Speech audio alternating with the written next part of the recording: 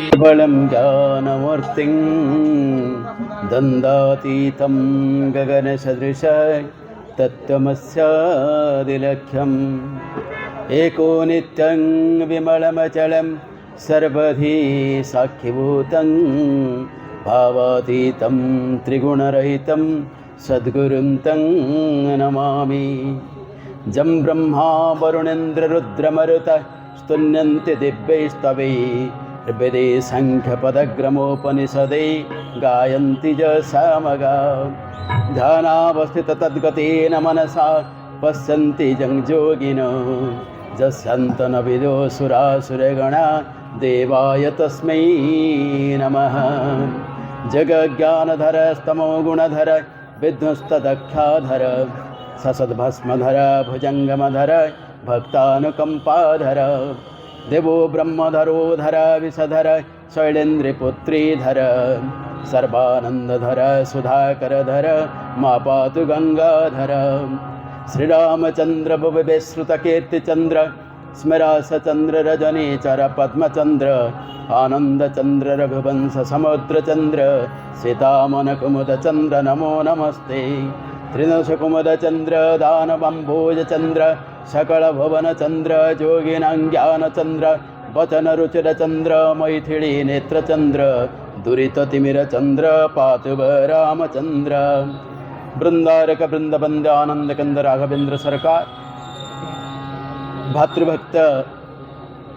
भरत महाराज सर्वलक्षण संपन्न लक्ष्मण लाल जी शत्रुहंता शत्रुघ्न लाल जी बजरंगबली जानकी महाराणी तथा उपस्थित समस्त रामरस पिपासु सुधीवृंद एवं मोर पूर्वर आपण को व्यास महाराज जहाँ सूचना दौले ये समस्त चरण रे अकिंचनर शतकोटि प्रणाम। आज प्रवचनर चतुर्थ दिवस विषय हूँ आज राम वनवास आउ कैवर्त उद्धार जोड़े जिनिस गोटे कथा हूँ सारा संसार जार सी कौटी वनवास जीव कौ जगह तार नुह जे कौट रतने पचारे वाल्मीकि आमको कहीदिंतु कौ जगार आम वाल्मीकि से जे आपण मत गोटे जगह कहतु जो आपती जो जगार नहांती कहि से जीवे बोल ना एमती किसी जगह अच्छी कि आप नथिबा जगह सेमती जगह किसी ना आपण मैंने से भगवान सबुठी समस्त हृदय अच्छा भाई टिके पूर्व जो कहले जे श्रोता नथिले वक्ता कौन कर आपणकर कार्यकर्ता नथिले ये आरेंजमेंट ना भी वक्ता बा कौन कर कहार किसी करार ना से भागवत गोटे पद कहा श्रोता वक्ता जे पचारि ये तीन जन जानती तरी ये तीन जन जाकर आवश्यकता अच्छी एवं एमाने सतरे तरी जीवे जे सतरे शुणे पूर्वर कहुई जे राम नाम जी शुणीदेला सी मुक्त हम जे कहीदेला सी मुक्त हम एवं आउ गोटे कथा ये राम नाम शब्द जेते बाट जीव से अंचल भितर जमर भी प्रभाव रही। राम नाम शब्द गोटी जेते दूर जाए समनर दूत तहु छाड़ी न पलाए।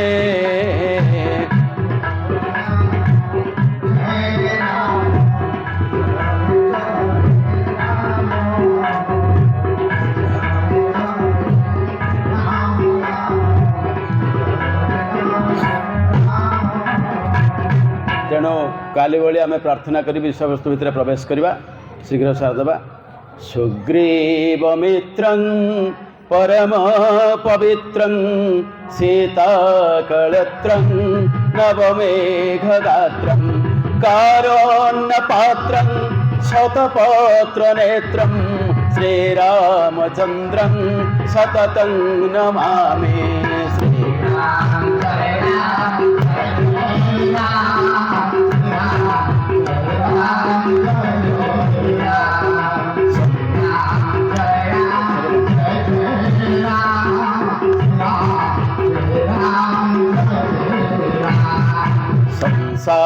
सारं निगम प्रचारं धर्मावतारं कृतभूमिभारं सदा विकारं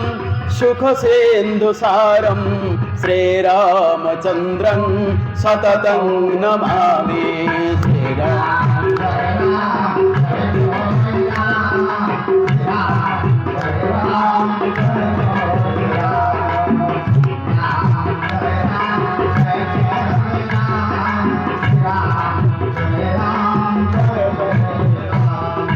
लक्ष्मी विलासं जगतानिवासं लंका विनाशं भुवन प्रकाशं भूदेववासं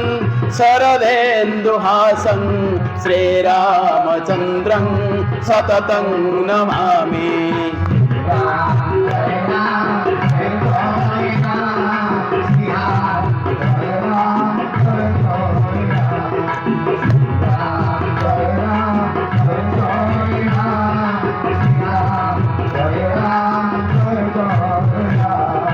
मंदारमालं वचनेरसालं गुणैर्विशालं हतसप्ततालं क्रव्यादकालं सुरलोकपालं श्रीरामचन्द्रं सततं नमामि।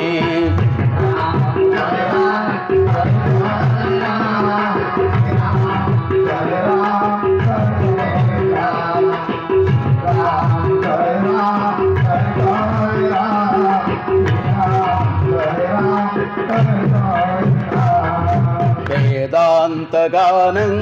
सकले समानं अवतारिमानं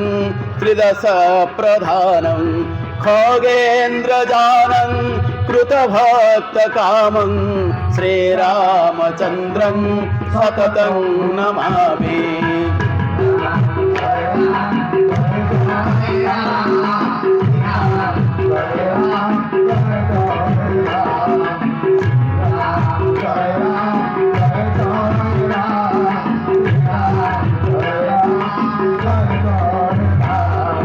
नामाभिरामं नयनाभिरामं गुणाभिरामं वचनाभिरामं विश्वप्रणामं कृतभक्तकामं श्रीरामचन्द्रं सततं नमामि।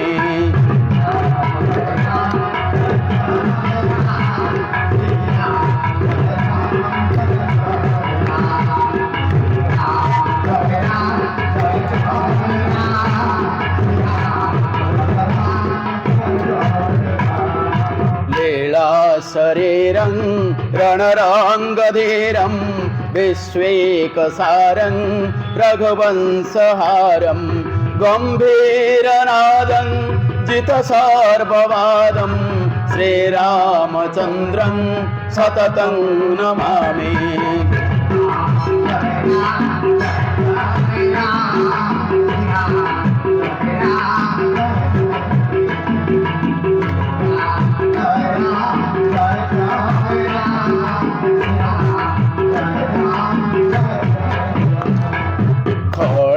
कृतान्तं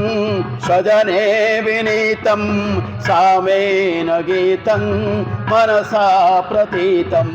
रागेण गीतं वचनादतीतं श्रीरामचन्द्रं सततं नमामि। श्रीरामचन्द्रं सततं नमामि। श्रीरामचन्द्रं सततं नमामि। श्रीरामचन्द्रं सततं नमामि। श्रीरामचन्द्रं बोल श्यावर रामचंद्र की। प्रत्येक रामायण बा आमर रामचरित मानस जहाँ रामचरित मानस वर्णना करा जायछि जे भगवान को कैकेयी वनवास पठेले जदि भगवान न चाहिए तांकु कहीं पठेई पारिबो कि कहीं पठेई पारिबे नहीं। भगवान को इच्छा नथिले कहीं तांकु पठेई पारिबेनी। आपण जेतेबेले काली आमर जाइथिला धनुभग्न सरीथिला परशुराम के सहित भेट होइथिला फेरिकी आसिले अयोध्या को अयोध्या रे समस्ते स्वागत कले प्रभु को चारि भाई चारि भौणी की विवाह करके आसिचंती अयोध्या रे बहुत भाव से उत्सव मनइले गोटे कथा होची ये उत्सव भितर सबु बेले गोटे जिनस रहे जे भगवान आसिचंती कौन पाई भक्त को उद्धार करने आसिचंती अयोध्या रे रहिबा तांकर सतरे इच्छा नाही भगवान निजे ही चाहूना अयोध्या रहा तेणु भगवान निजे कौन करेंगे निजे चेष्टा करेंगे कि अयोध्या जीवे एठी कहार किछि कहिबार नाही किंतु कथा होची निजे भगवान चाहूना रहा सबुठ मजा कथा होची जमिति विवाह कर सारा पर आपण मैंने जानिथिबे मधुसज्जा हुए भगवान भी हम भगवान जो लीला कर मनुष्य भली लीला शरीरम रणरंग धीरम मानव लीला कर भी एमती हम कहीं जिनस कहूँ आपण मैंने देखिथे वर्तमान समय जो डिवोर्स सामाजिक व्याधि हो सारा सेतेबेले जेतेबेले माने राम चरित्र जो मर्यादावंत पुरुष कहे चरित्र कहीदे से कौन करते से पर्यंत सीता सहित कथबार्ता हो ना मधुसज्जा घर को जीवा जाए भी सीता सहित रामचंद्र कथबार्ता होना कि सीता भी कथा है जोटा कि सतरे से मेन्टेन होता बोली समाजटा ठीक चलता एवं जितेबले मधुसज्जा घर रखी दिगला रामचंद्र सेतेबेले कहउछंती सीता को चाहिए से प्रथम करी कहले विदगध श्रीरामचंद्र कहे बंधु जीवन थेबार ए देहे बंधु जीवन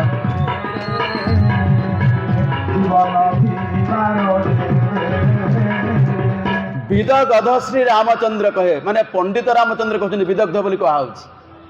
से आज कहते रे बंधु ये शरीर जेपर्यंत जीवन थिब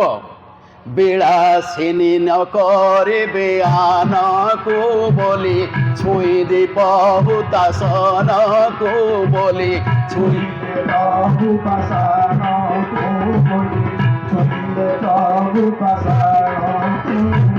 आउ कहीं मोर पत्नी हेबेनी तमें ही मोर गोटे पत्नी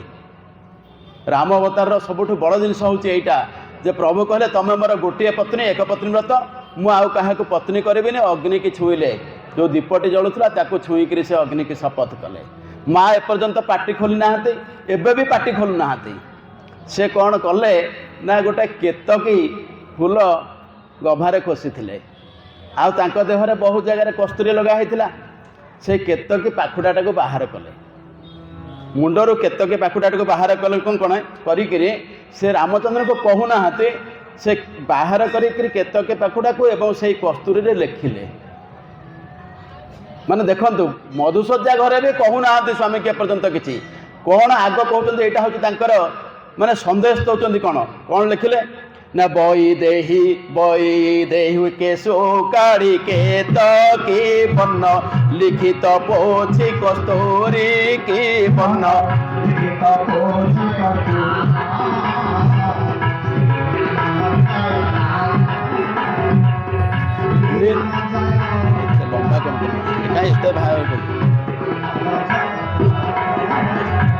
से कहले प्रभु आपण कहीदेले विलासिनी न करेंगे आन को आउ क्या आपण पत्नी करें तो ठीक अच्छी लिखिदेले कौन लिखिले लिखिले बड़ी नाही आजी मन तो बोला ये जन्मे जन्मे मोचित बोला ये जन्मे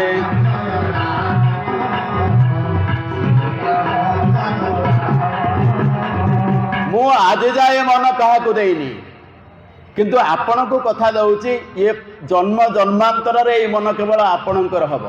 आउ कहार हब नाही जद परो जीव बाहुड़ी वार्ता कहे तुमको ने भी लोड़ी वार्ता कहे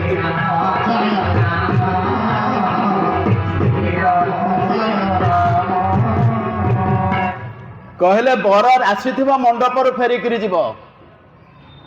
आपण को मुझे डाकिक नहीं जी आपण ही मत बह करेंगे सेटा ही द्वापर जुगे रुक्मिणी पठे ब्राह्मण को भगवान कृष्ण पाखु एवं तापर कौन कले तथा पाटी खोली ना वीर मुकुटे पत्र करी दत्त बिन स्तजे प्रदीप कले हस्त भिन्न स्तजे प्रदीप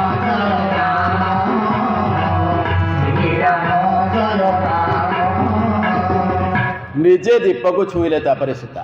तापर भगवान रामचंद्र और माँ सीता भितर कथबार्ता आरंभ होती माने ये हूँ विवाह संस्कार काली आपण को मुझे जनक जिते बह कर जो मंत्रटी कही जे मु तुम हाथ हे विष्णु तुम हाथ में मोर कन्या को अर्पण करुच्ची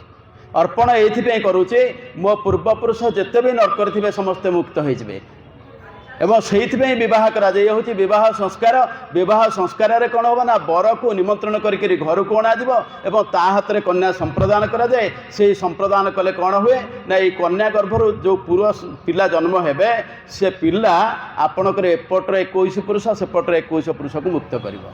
ब्रह्म विवाहे आहुति शक्त्यलंकृता तत् जन्मात उभयतः पुरुषान एक विंशति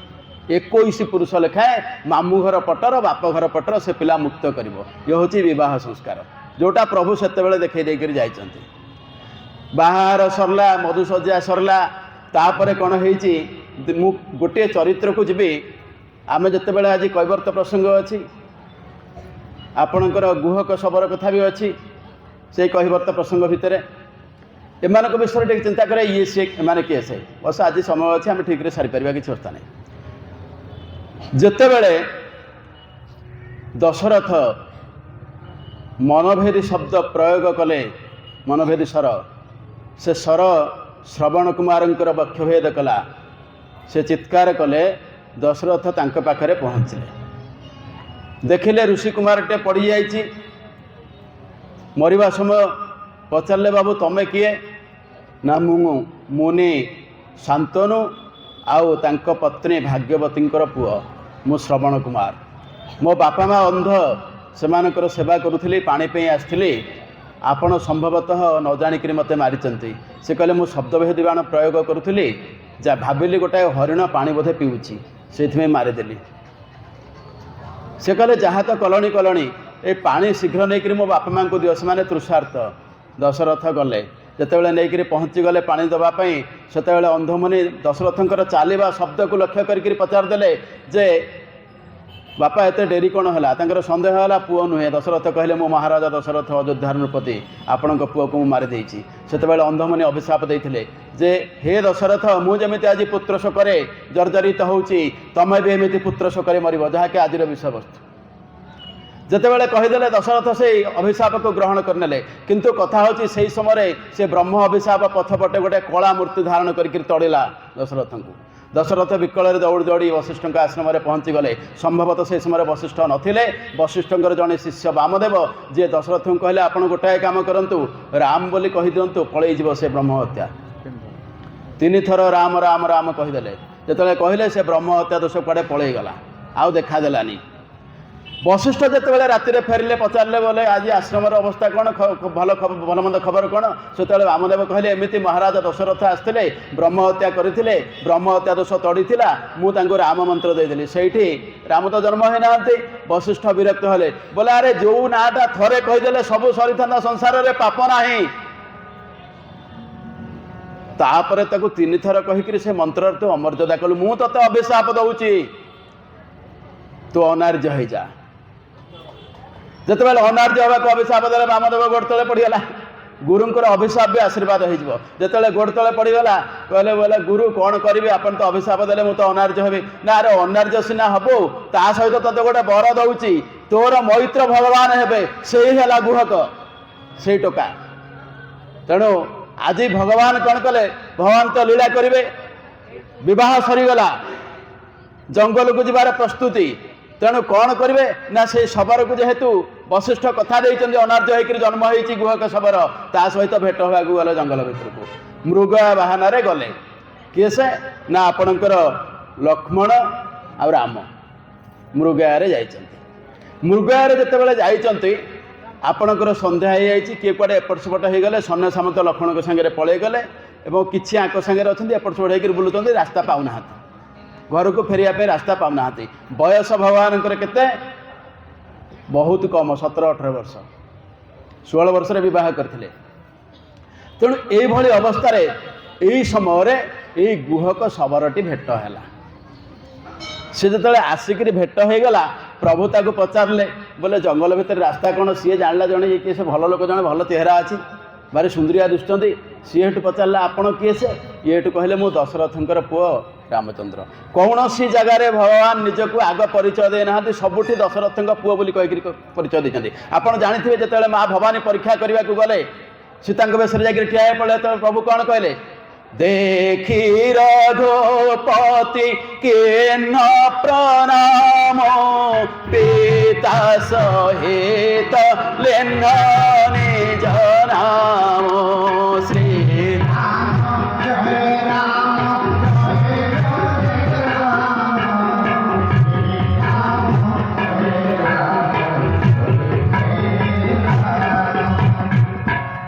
प्रणाम कले, कहले दशरथ तनय रामचंद्र मा भवानी के प्रणाम। कहना रामचंद्र प्रणाम करुच्ची बोली, दशरथ नंदन रामचंद्र सबुठी कहते। तापर जहाँ आप विषय वस्तु सब शुणी थे। तेणु भगवान सबुठी निजर ना आग बापा नाटी ही कहती। ये हूँ आमर संस्कृति। जितेबाला गुहक को एक कथा कहते, गुहक हेतु कहला, मु तो आपण बापा को बापा भली माने, आपण बापा भी जिते जंगल को आसती, यहाँ तर राज्य रश्मा भितर रोचे ना, मो बापांकर परिचर्या करे, तांको आसिक सेवा करे, जहाँ उभय कथबार्ता हेले। देखंतु आपणकर भगवान रामचंद्र तांको जीवन रे प्रथम मैत्र हेले गुहक, द्वितीय मैत्र आपणकर हेले सुग्रीव, एवं तापर आउ जणे मित्र सी हेले विभीषण। ये तीन जन आगे मित्र भाव में ग्रहण करते सबकि प्रदान करते। आज गुहक पाखे जिते पहुँचले कौन कले ना, भगवान से कहीदेला जे मु दशरथ पाखक जाए, सहित मिसे, तांकर सेवा भी करे। से प्रभु कौन कले, आपणकर केशव चेया पट्टनायकर केशव रामायण आपण मैंने शुणिथे। यहाँ आपणकर मानस भितर आसेनी ये चरित्र, से वर्णना करते। प्रमोदरे तांकु खरे कले आलिंगन, प्रेम हुदे गद गदे कहिले वचन। राम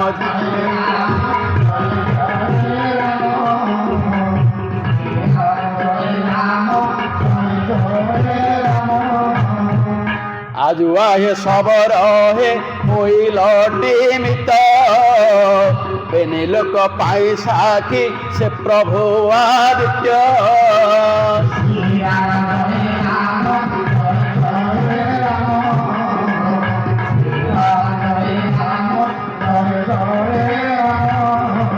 कहले तमें मोर मित्र हल, पाखे तो किसी जिनिस ना, से कहले साक्षी होचंदी सूर्य, मो वंशर प्रथम पुरुष सूर्य, सी साक्षी, आम आज मैत्र हेले। एवं आउ कौन कले, जंगल भितर तो किसी जिनिस मिलबनी। दी जन जाक कौन कले ना, गोटे गछरु फूल तोड़ले, ये मेचे तैयारी कले गोटे पुष्पगुच्छ, सी भी गोटे पुष्पगुच्छ तैयारी कला, किए से शबर। आम आज दौचे फूल तोड़ा, से समय भगवान रामचंद्र आरंभ करमिति देले, दुहे उभा पुष्प गभा एकुआरे देले, बेनी जने शुद्ध मने मैत्र होइले।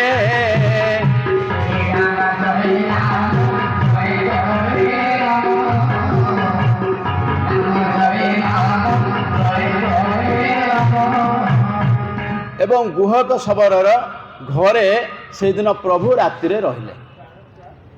लक्ष्मण आउ गोटे पट को पलैं, किसी सैन्य सामंत ताक सागर, प्रभु गोटे पटे राति रही। जिते सकाल पाइला, सकाल उठिला परे रामचंद्र डाकुंट, मु आगे आरंभ करी। आपणकर ये भी से केशव रामायण। कतरे उठेड़ सतरे कहे को दंडधर, उठ हे न कर मठ हे मित जीवा हे पूरा। पिता करुथिबे चिंता हे, पेड़ उछुर चाही ଆସିଲେ ସେ ବସିଲେ ଅଶ୍ୱ ଉପରେ ଯାଇ ପଲ୍ଲବ ଡାଳରେ ଦୁର୍ଲଭ ଛତ୍ର ଟେକାଇ ଶିରେ କୁସୁମ ଆଲଟ ସୁଷମ କରି ବିଞ୍ଚନ୍ତି ଧୀରେ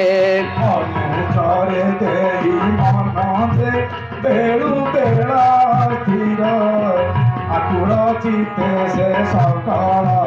ଦିଗେ ଚାହାନ୍ତି ବୀର ଯୁଗରେ ଶ୍ରୀରାମ ଆଗରେ ସୌମିତ୍ରୀ ଭେଟିଲେ ସୋଦରକୁ ଦେଖି ଆଦର କରି ସେହୁ କହିଲେ ଛାଡ଼ିଲ ତମ ଦେହୁରିଲ କାହିଁ ଗଲ ହେ କେଣେ ଜଡ଼ା ନୋହି ମୋହି ବଳା ହେ ଘୋର ବନେ ମିତ ହୋଇ ମୋର ହିତ ହେ କାର୍ଯ୍ୟ କେତେ କଲେ ମୋହର ଦେଖି ହେ ଦୁଃଖ ହେ ପଥ କଢ଼ାଇ ନେଲେ ଚାଲିଲେ ଲକ୍ଷଣ ଧରିଲେ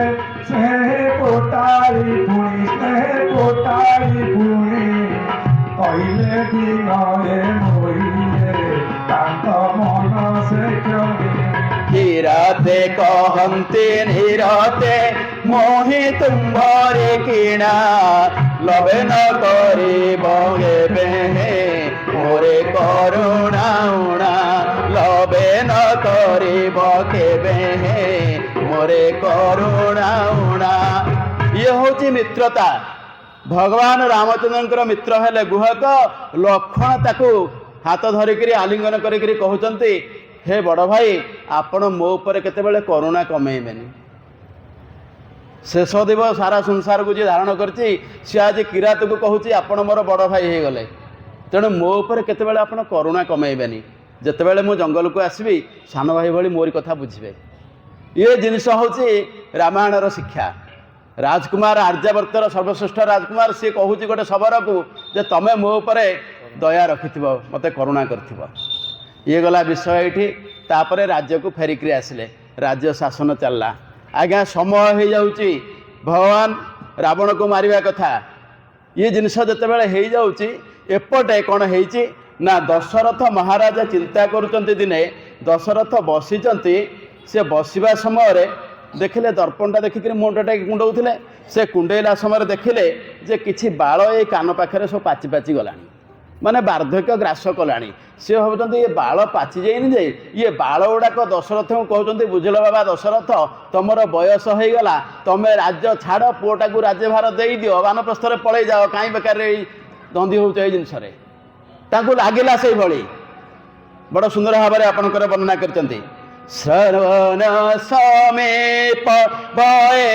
ଶୀତ କେଶା ମନହୁ ଜଠର ପନୁ ଅସୌପଦେଶା ଶ୍ରୀ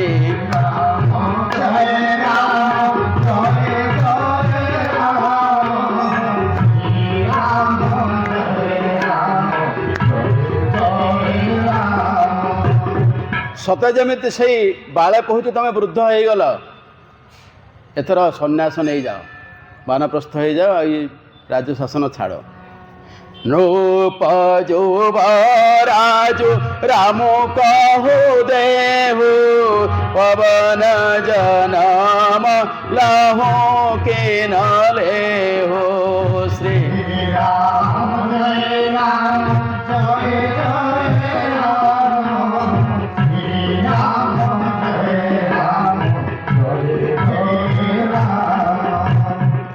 ସେଇଠୁ ଦଶରଥ କ'ଣ କଲେ ଆଉ ରାଜ୍ୟ ସଭାକୁ ନ ଯାଇ ସିଧା ଚାଲିଲେ ଗୁରୁଙ୍କ ଆଶ୍ରମକୁ।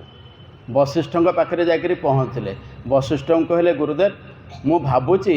ଯେ ରାମକୁ ଏଥର ଯୁବରାଜ କରିଦେଲେ ଭଲ ହେବ, କାହିଁକିନା ମୋର ବୟସ ହେଇଗଲାଣି, ଟିକିଏ ଶକ୍ତି ଥିବା ଭିତରେ ତାକୁ ଦେଲେ ରାଜକାର୍ଯ୍ୟ ବୁଝେଇ ପାରିବି, ସେ ସବୁ କଥା ବୁଝିବ। ତାପରେ ଆପଣମାନେ ତ ସମସ୍ତେ ରାମଚନ୍ଦ୍ରଙ୍କୁ ବହୁତ ଭଲ ପାଆନ୍ତି, ପ୍ରଜାମାନେ ବି ଭଲ ପାଉଛନ୍ତି, ସମସ୍ତେ ଚାହୁଁଛନ୍ତି ରାମଚନ୍ଦ୍ର ଶାସକ ହେଲେ ଭଲ ହେବ। ଆଉ ମୋର ରାମଚନ୍ଦ୍ର ଏତେ ସୁନ୍ଦର ପିଲା, ଏତେ ସୁନ୍ଦର ବ୍ୟବହାର, ତାକୁ ତ ସମସ୍ତେ ଭଲ ପାଉଛନ୍ତି, ଆପଣଙ୍କର ଏଥିରେ କହିବାର କ'ଣ ଅଛି?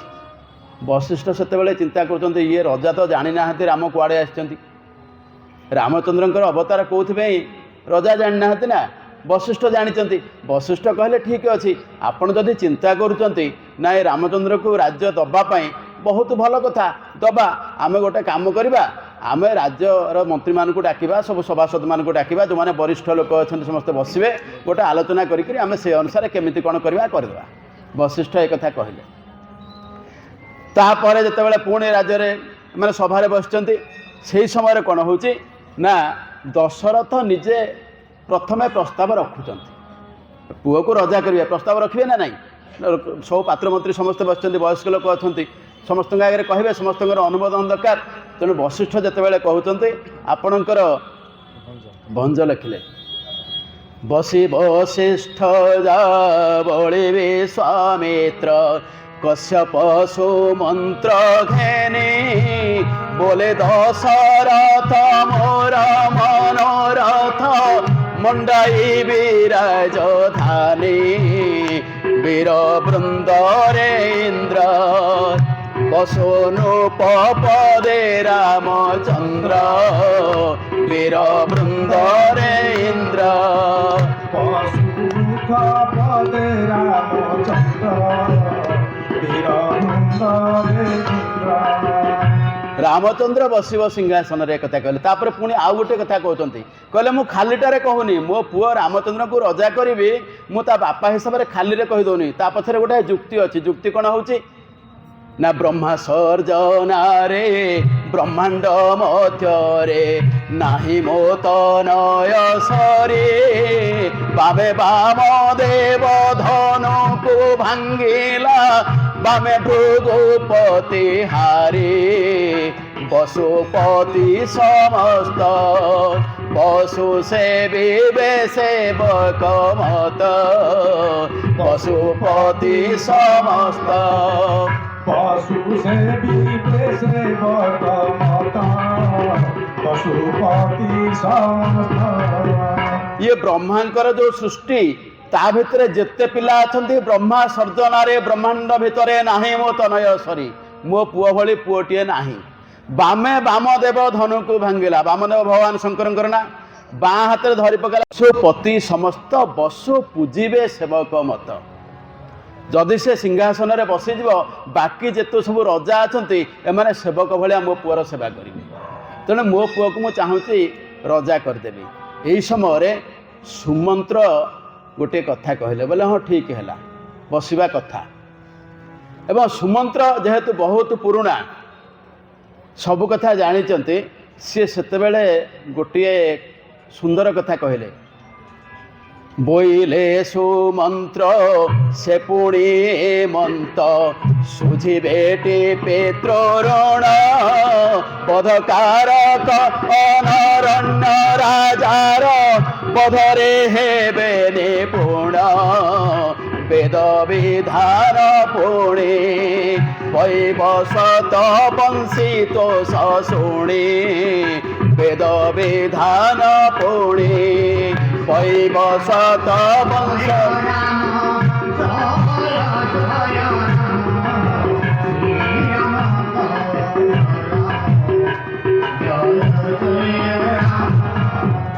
बोइले सुमंत्र सेपुणी एमंत सुझी बेटी पितृऋण दशरथंकर वंशर अनरण्य बोली जना रजा थिले बहुत शक्तिशाली से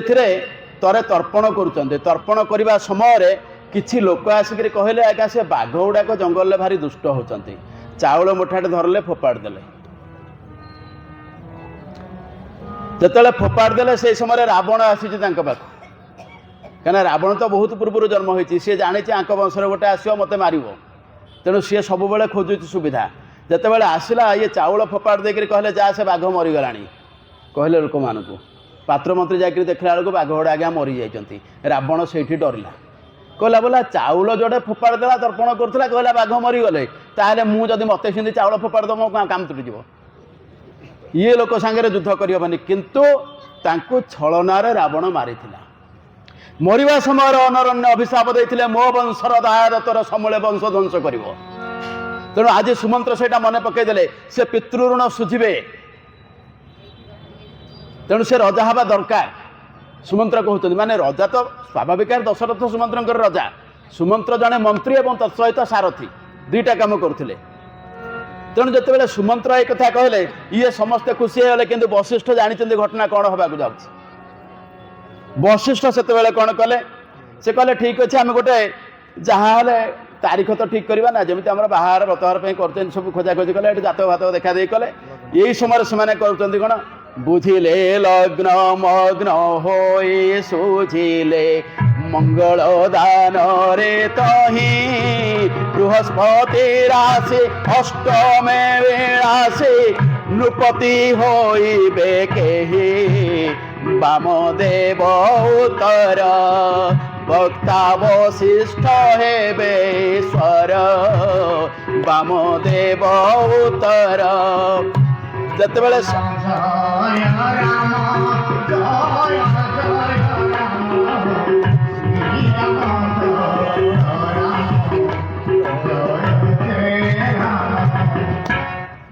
ये जितेबाला से बाहर कर समय से कौन होती ना आपणकर मंगल अच्छा व्यय गोटे कथा आपन को कहीदे जदि जो मैंने जानी टे एस्ट्रोलोजी मंगल स्वाभाविक भाव में आपणकर जान बाहन घर द्वार ये कथा बुझाती ना जदि मंगल भल ना आप घर द्वार करें जान बाहन करें कि भी करें मंगल व्यस्त अच्छा से समय को तेणु हेनी रजा हबार नाई तापरे कहले बृहस्पति राशि अष्टमे विलसी नृपति होइबे कही बृहस्पति स्वाभाविक भाव में बृहस्पति राशिटा हूँ गोटे धनुराशि आ गोटे मीन राशि तार अधिपति सीए वर्तमान समय धनुराशि में बृहस्पति अच्छा रामचंद्र हूँ कर्कट राशि बृहस्पति राशि जदि आम गणी गणी जा कर्कट पाक यहाँ कौन है ना अष्टमे विलासी किंतु रामचंद्र राशि जेहेतु कर्कट यहाँ है जन्म राशि में रहिले बृहस्पति एस्ट्रोलोजी कहला जन्म राशि सुराचार्य राम राजा वनम गतः जन्म राशि रे रामंकर जेहेतु रहीगले बृहस्पति तेणु से बण को जीवे तेणु रजा हबार नाही वामदेव आउ जड़े वामदेव से समय शिष्य थे 3 जन वामदेव अच्छा माने अयोध्या ये वामदेव से कहते जे आउ जड़े जदि रजा हेबे ताहाले माने गुरु शिष्य तो गुरु को शिष्य पचारे बोले प्रभु जदि आउ जड़े किए रजा हम ताहले राम कौन हेबे वशिष्ठ से ठारिकी कहते वक्ता वशिष्ठ हेबे ईश्वर माने रामचंद्र ईश्वर हो साधारण लोक भाविले कौन रामचंद्र स्वामी हेबे अयोध्यार किंतु ईश्वर बोले आज्ञा किए भगवान शंकर कहले शंकर जमी किसी ना ये रामचंद्र किसी रही जंगल को जीवे वशिष्ठ ठीक बुझे सी कहले तांको शिष्य माने बुझिले किंतु आउ कहीं बुझीना जिते बेले ये खबर चारिआडे व्यापीगला जे रामचंद्र रजा हेबे हनुमान जी महाराज गोटे श्लोक लिखिं गोटे स्त्री लोक पानी धरिक आज्ञा पाहाचरे चढ़ूला गोटे गराटे काखेई धरिक जाऊँगी से जाऊँगी पाखे गोटे किए कहला बुझिलनी राम रजा हेबे से स्त्री लोकटा एते खुशी हो गला राम अभिषेक मद विफलाया दक्षच्युत हे मघटे तरुण्य सोपानमासाद्य चकार शब्दम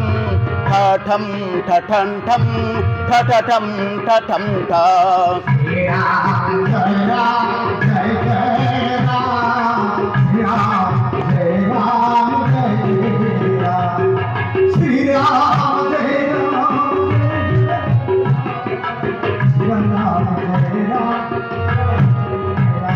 तेणु अयोध्यापुरी की बर्तमान से झीटी उठुला गरा आज्ञा खसीगला खुशी रे गराटा जो तलू पड़ो गोटे पाहाचर आउ गोटे पाहाच ठंग ठंग शब्द हेनी कि सेटा को हनुमान जी महाराज लिखिले ठठम ठठम ठम ठठम ठठम ठ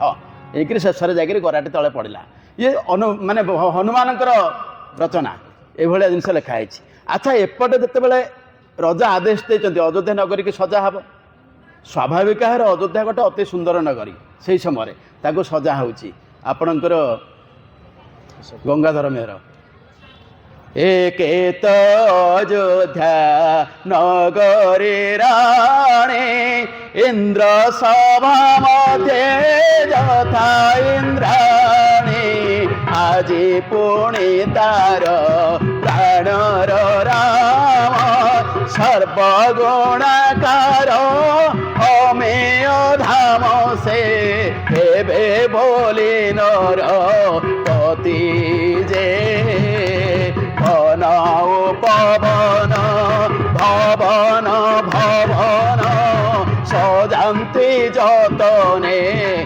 ପତି ଯେ ସ୍ୱାଭାବିକ ଭାବରେ ଅଯୋଧ୍ୟା ପୁରା ସୁନ୍ଦର କିନ୍ତୁ ତାକୁ ସଜା ହେଉଛି ଏକେ ତ ଅଯୋଧ୍ୟା ନଗରୀ ରାଣୀ ଇନ୍ଦ୍ର ସଭା ମଧ୍ୟ ଯଥା ଇନ୍ଦ୍ରାଣୀ। ତେଣୁ ଆଜି ତାଙ୍କର ରାମ ରଜା ହେବେ ସବୁଆଡ଼େ ସଜେଇ ଦିଆଗଲା ଏବଂ ତାକୁ ପୁଣି ବର୍ଣ୍ଣନା କରିଛନ୍ତି ଆପଣଙ୍କର ସେଇ ଗଙ୍ଗାଧର ଆଉ ଗୋଟେ ଜାଗାରେ ବର୍ଣ୍ଣନା କରିଛନ୍ତି କେମିତି ସଜା ହେଉଛି ଆପଣଙ୍କର ସେ ସଜା ହେଉଛି କେମିତି ଠିକ୍ ଛାଡ଼ନ୍ତୁ ତାକୁ ପଛେ ଆରମ୍ଭ କରିବା। ରାମ ରାଜା ହେବେ ବୋଲି ଅଯୋଧ୍ୟା ନିବାସୀ ଆନନ୍ଦ ସରିତେ ସର୍ବେ ଯାଉଛନ୍ତି ଭାସି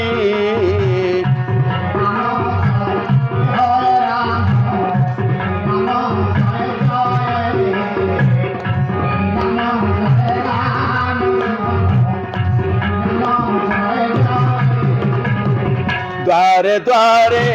রম্ভা তরু হয়েছি প্রথিত লম্বিছি কুসুমমালা হই সুগ্রন্থিত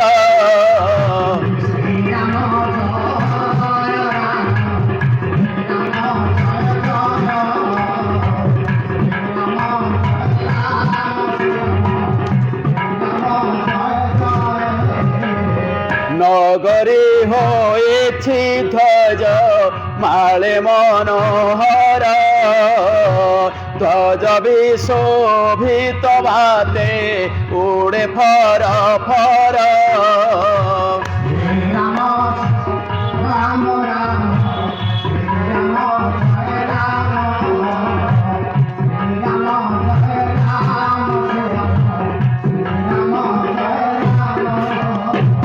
নগরী সজা হয়ে গলা চারিআডে হোলা শুভুছি বিভিন্ন প্রকার বাদ্য যন্ত্র সব বাজুছি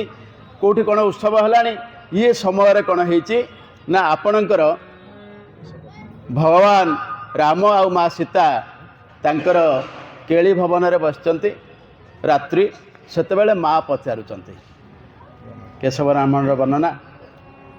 କେଳି ସଦନରେ କେଳି କାଳେ হাস রস পরে হাস বেলে কোমল বচনে ধীরে পচারন্তে কোমল বচনে ধীরে পচারন্তে বৈদেহী বসে কান্ত কোলে হে প্রাণপতি কিম্পা নগরী মণ্ডন କରୁଛନ୍ତି হে নরপতি বড় আনন্দ ହୁଅନ୍ତି নরপতি হে প্রাণপতি।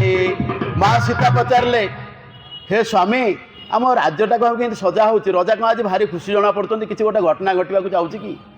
माँ सीता पचार पुणी कौन पचार अयोध्या नगरे सबुठारे उत्सव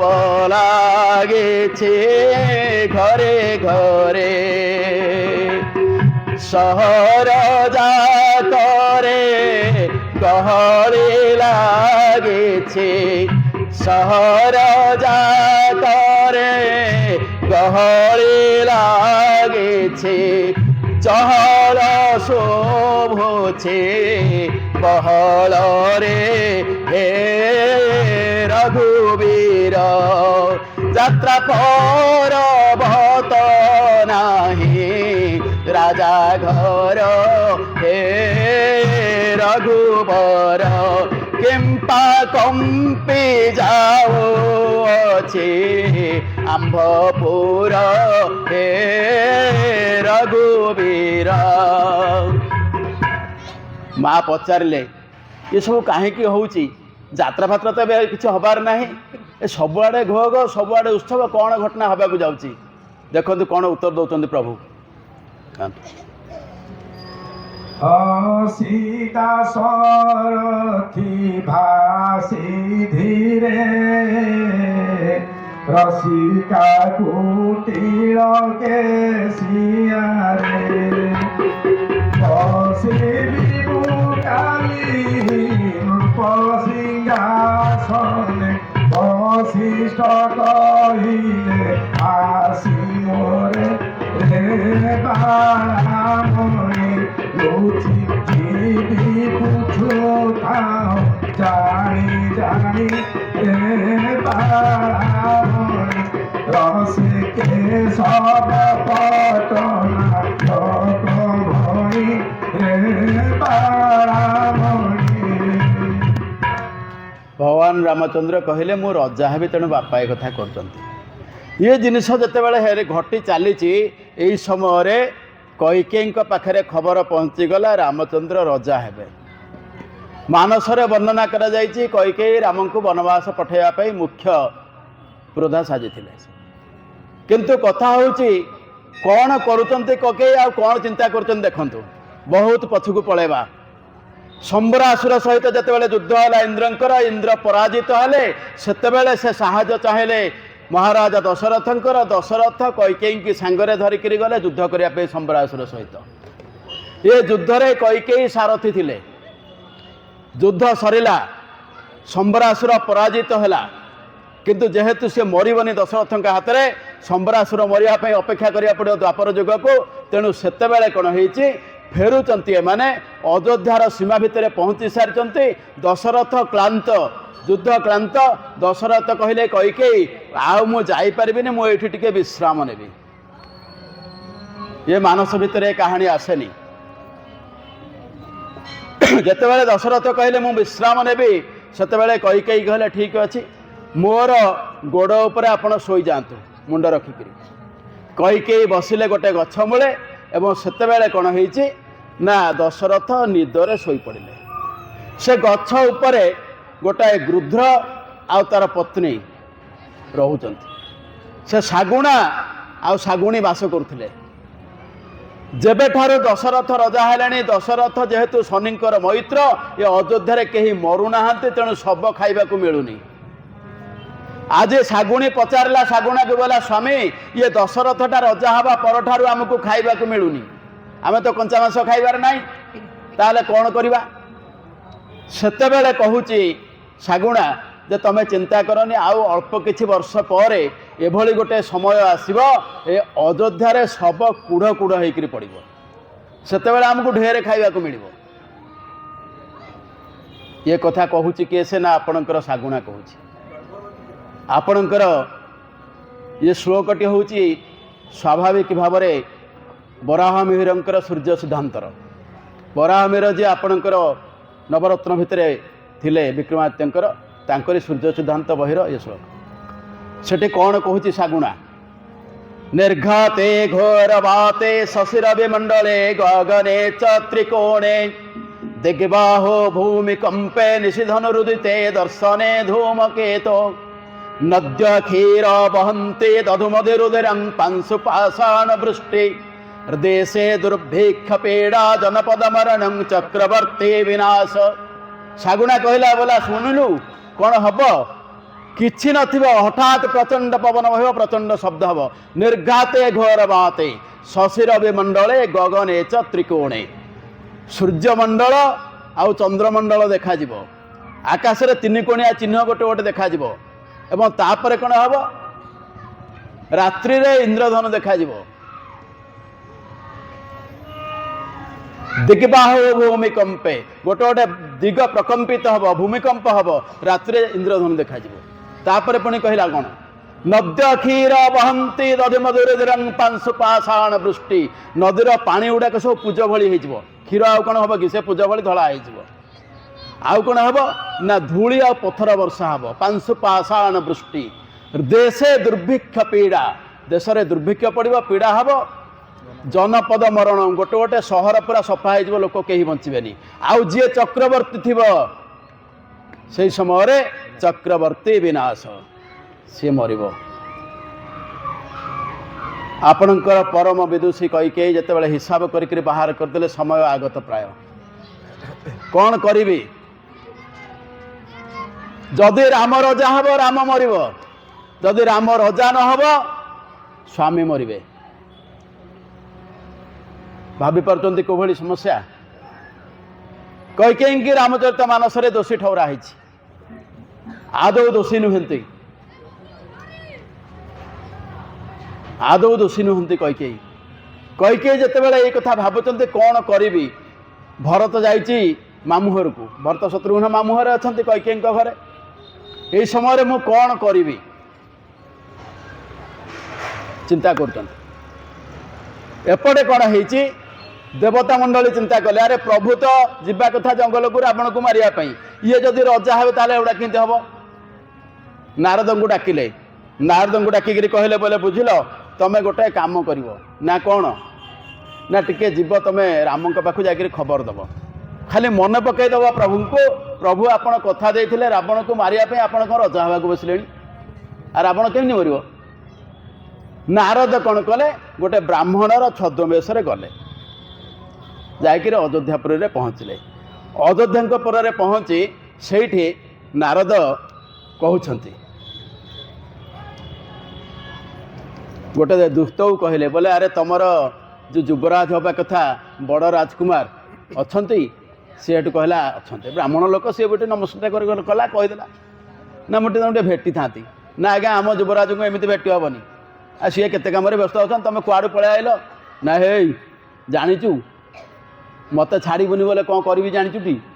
गोसाई लोक आज्ञा पैता पकई डर लगे टे दूत को तथापि दूत कहला बोले आज्ञा मुझे बुझिक आसिक कहबी ना आप रागिले केमती हम ना हाउ जीवु कहीदेबू तुम बाबू को कौन कहबू ना तुम नाती आसी देखा करने सी चाहिला बोला अरे यहाँ तो दर बुढ़ाटा ये कौन कहूँ आम राजकुमार नाती हम कि आम राजकुमार को तो सब जाक 17-18 वर्ष ये कौन नाती बोली कहला एडे बड़ बुढ़ाटा नारद पिलाटी कि जिते नारद एक कथा ब्रह्मांकर मानसपुत्र प्रथम एम बहुत वयस्क जो नारद एक कथा कहले सी हेठू चाहिला को टे सन्देह लगे एमती कौन कहते आम राजकुमार ये नाती बोली हेठू कहला बोले आज्ञा बुझीपारे ना अब तत्ते तो कहली जाकर पचारिक आसबू कथबार्ता हम तू जाकर खबर देवा कथा खबर देवा दायित्व एत कथा भितर कहीं मुंड खेलु जा सीधा कहबू तुम राजकुमार को तुम ज्येष्ठ राजकुमार को कहबू जे तुम नाती केस आसी तुमको देखा कौन कहबी गला रामचंद्र को पचारा बोला प्रभु एमती जड़े लोक आस ब्राह्मण लोक जड़े पैता पकई मत डर लगे काले अभिशाप फभिशाप देदेवे तेणु आपण को कही आसी सी आज कहला आपणकर नाती रामचंद्र कहले मोर नाती मो नाती मोर तो बाहर ये मो नाती कौटू आसला जिते बड़े एक कथा रामचंद्र कहले कहले ठीक अच्छे जा नहीं आस आज्ञा जिते बड़े एक कथा कहले नारद को आसिक दूतटी नहीं गला जिते दूत नहीं गला रामचंद्र पाखे नारद पहुँची गले घर कबाटा बंद करने नारद कहले बोले प्रभु कबाटा आगे बंद कर रामचंद्र हेठू कबाटी बंद कले तापर नारद सीधा गोड़ तले पड़गले सी कहले आज्ञा आपण ब्राह्मण फेर मो गोड़ तले पड़ुंट मो भावी गो ब्राह्मण अच्छे मो जन्म मु ब्राह्मण मान को मु ही पूजा करे आपण कौन गोड़ तले पड़ुंट ना आज्ञा नाती आ नाती कौन जेजेबापा गोड़ तले पड़ो नहीं नाती स्वाभाविक जेजेबापार गोड़ तले पड़ो ना नहीं ये कहले हाँ ठीक अच्छे मु तो बुझीपारे तुम मोर कौ पटे नाती हेल मो बयस एति तुम बयस तो मोटू 4 गुण कि 5 गुण है दृष्टि जहाँ नारद हेठू कहते गोटे कथा आज्ञा आपणकर अध्यात्म रामायण तंगनाभिकमलोत्पन्न ब्रह्मा मे जनक प्रभो तदाहं तव पौत्रस्मे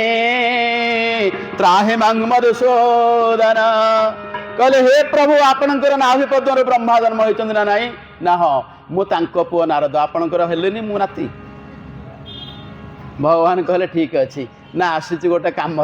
ना कौन काम ना आपण को राजकुमार करने सब बाहर आपन को युवराज बसईदे आपड़ ये जंजाल लगे जले से जंजाल जो आसटा केमी बाकी रही आपड़ देखु भगवान निजे ये कहते जे नारद नारद मन पकाउछन्ति आगे प्रथमे रावणस्य वधार्थाय जातसी रघु सत्तम हे रघुनंदन आपण रावण को मारिबा जन्म होइछन्ति इदानी राज्य रक्षार्थं पितात्म अभिषेक्यति एठी राज्य रक्षा करने बर्तमान बापा आपणकर अभिषेक करने प्रस्तुत हेले आपण कौटा को ग्रहण करेंगे आपण रजा हेबे ना रावण को मारिया जंगल को जी भगवान नारद को कहले बोले नारद मु जानी मोर मन अच्छी जो कथा देती कथा कौन भूलीजी कि जितेबाला कही जे मु जीवी जितेबाला देवता मैंने स्तुति करते से भगवान कही मु जीवी रावण को मारिबी त्रेतया जुगे जीवी जितेबाला रावण दुष्टामी कला जे देवता मैंने समस्ते मुंडिया मारले क्षीर समुद्र पाखे जाकि वंदना कले से वंदना शेष प्रभु कही मु जीवी मारिबी किंतु केमिति जीवी न बहिबी ना हि मोरी ओरी मारण रे विराजित विराजन चढ़िण रण रे कहले नारद मोर मन अच्छी मु कथा देइथिली युद्धभूमि के जीवी चक्र धरबिनी किंबा गरुड़ पर बसबिनी तले चालिक युद्ध करके रावण को सफा करी तेणु मोर मन अच्छी मु जीवी एवं कौन कहते प्रभु रावण से विनार्था स्वगंता दंडकाननम चतुर्दश समास्तत्र हिषिता मुनिवे सदृक् 14 वर्ष रही मुनिवेश तेणु मु शीघ्र जीवी हेरी दंडकारण्य तमें देवता मान को कहीदेव चिंता करिया दरकार नहीं नारद खबरटी पाइले से तो होती सर्वकालीन सर्वश्रेष्ठ सांबादिक चलले जाकि देवता मान कहले प्रभु हाँ करदे आउ चिंता ना आउ रजा फजा हबार ना ये कहानी आपण पाइबे नहीं रामचरित मानस भर बहुत कम लिखाई केवल कहीं किसी दोष दिया गोटे कराई जितेबाला यही घटना घटीगला रामचंद्र कहीदेले नारद को तापर चिंता कले केमिति जीवी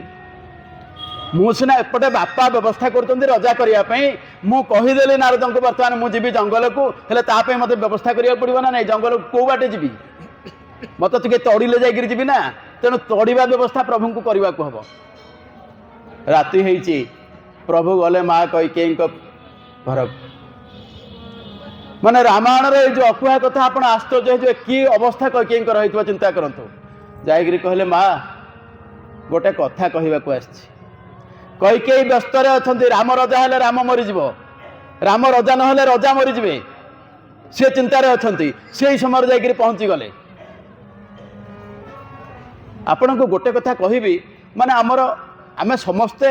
मानस को मानुचे पढ़ुचे ठीक अच्छी आपण चिंता कर भंज जो पदटा लिखिले व्यवहार लग्न मग्न हो सेकाल जो शब्द ज्योतिष शास्त्र को लेकर भंजकर लेखा आपणकर पृथ्वीर कौन सी काव्य वर्णना ना आपड़ जिते रामायण लिखाई कौन सी रामायण वर्णना ना भंज जोटा लिखिं माने भंज जड़े एत सुंदर आस्ट्रोलोजर आप लेखार जानवे गोटे छोटिया गीतटी गाँची 2 मिनिट्रे सारदेवी राधा कृष्ण सहित भेट होना भेट होनी दिने जाइथिले जमुना को देखिले कृष्ण दूर रे ठिया होती अन्य माने चारिपटे अच्छा राधा डाकी पारना कृष्ण को कथा हो पारना सेठू फेरिकी आसिले आसिक द्वितीय आगे कहले माने आपणकर ललिता आगे राधा कहते सजनी रे अपूर्व देखिले आज सजनी रे अपूर्व देखिले आज त्रिभंगी माठाणी तेरे छाचाणी त्रिभंगी माठाणी तेरे छाचाणी कंदर्प को जिणी दिशे तेज अपूर्व देखिले आज कहले राधा कहते मु अपूर्व जिनस देखिली ना कौन ना त्रिभंगिमा ठाणी तेरे छा चाहाणी कंदर्प को जिणी दिशे तेज माने मु कृष्ण को देखिली एक कथा कहते मु कहीं कहले भंजकर ये लेखा को ने देखो ये केमी से ज्योतिषशास्त्र प्रयोग कर दूती पचारुची ललिता पचारे तुम कुआड़े जाइल कि हम पानी नापी जाइए पूरा पानी आने जाइए जमुना को देखो कि वर्णना होची अगस्ती तात घेनी जाऊले सूर्य सोतावन पाशरे मिले 11 रे बन भरंते बहन 11 रे बन भरंते बहन देखिली मोहन সেনাগর রাজ অপূর্ব দেখিলি আজ। କହିଲେ ଦେଖନ୍ତୁ କେମିତି ବର୍ଣ୍ଣନା କରିଛନ୍ତି ଭଞ୍ଜ। ମାନେ ଜ୍ୟୋତିଷ ଶାସ୍ତ୍ରରେ କେତେ ବଡ଼ ପ୍ରବୀଣ ଥିଲେ। କହିଲେ ଅଗସ୍ତିଙ୍କ ତାତ ଘେନି ଯାଉଥିଲି। ଅଗସ୍ତିଙ୍କର ବାପାଙ୍କ ନାଁ ହେଉଛି କୁମ୍ଭ ଋଷି। ଆପଣଙ୍କର କୁମ୍ଭ ମାନେ କ'ଣ? 11ରେ କହିଲେ ଅଗସ୍ତିଙ୍କ ଧନ ତାତ ଘେନି ଯାଉଥିଲି, ସୂର୍ଯ୍ୟ ସୂତା ବନ ପାଶରେ ମିଳିଲି। ସୂର୍ଯ୍ୟ ସୂତା ହେଲେ କି ସେ ଯମୁନା, ସେଇଠି ତାଙ୍କ ପାଣି ପାଖରେ ପହଞ୍ଚିଲି। 11ରେ ବନ ଭରନ୍ତେ ବହନ। 11 ମାନେ ମେଷ ବୃଷ ମିଥୁନ କର୍କଟ କରି ଗଣିଗଲେ 11 ନମ୍ବର ହେଉଛି କୁମ୍ଭ। ମୁଁ ଯେତେବେଳେ କୁମ୍ଭରେ ପାଣି ଭରି କଲି, ଦେଖିଲି ମୋହନ ସେନାଗର ରାଜ, ତାକୁ ଦେଖିଲି। ଏବଂ ତାପରେ କ'ଣ କହୁଛନ୍ତି ଜାଣିଛନ୍ତି? ଏଇ ଗୋଟେ ପଦରେ ସାରି ଦେଉଛି। 8 5 ଧରି କହୁଅଛି ତୋତେ, 4 ସୁତ ଭ୍ରାତ ଆଣିଦେବୁ ମୋତେ। ଉପଇନ୍ଦ୍ର ଭଣୀ ମନସୂତ୍ରେ ଗୁଣୀ, ରାଧାବାଣୀ ଶୁଣି ଦୂତି ହେଲେ ସଜ, অপূর্ব দেখিলি আজ।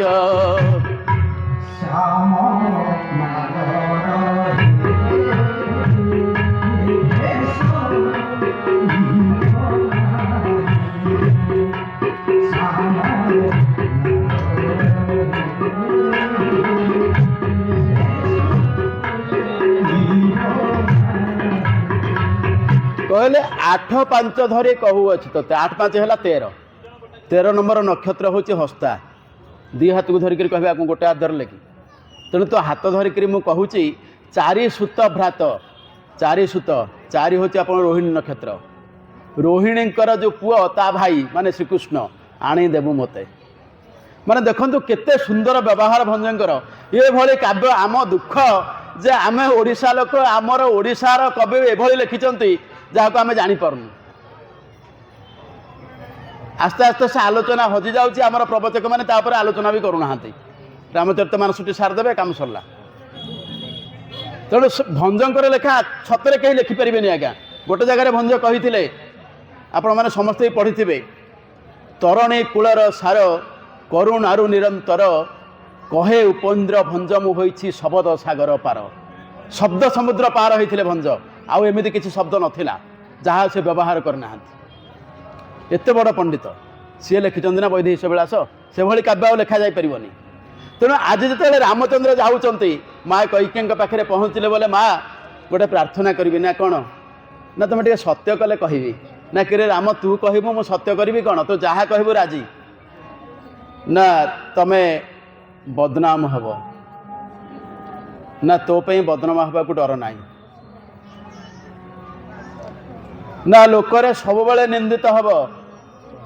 ଆପଣଙ୍କୁ ଭବିଷ୍ୟତ ସମୟ ନିନ୍ଦା କରିବ।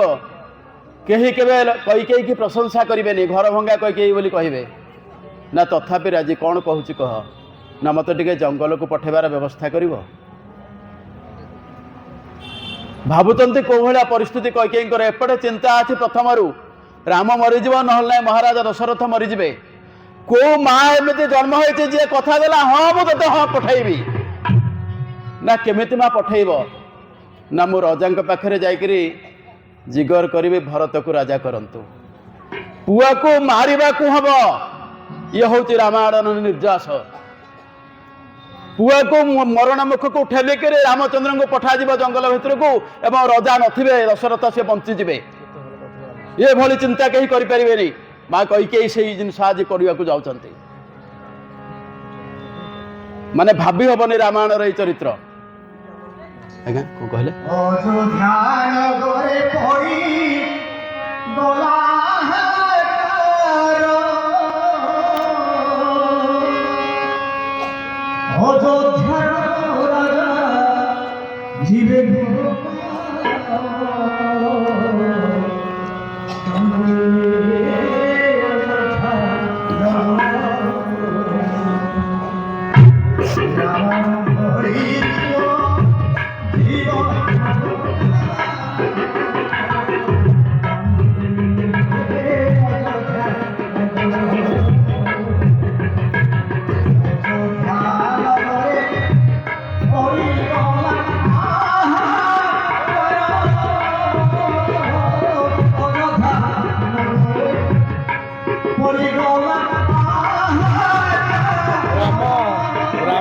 କୌଶଲ୍ୟା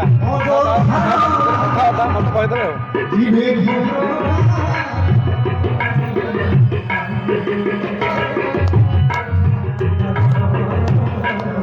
ଆଜ୍ଞା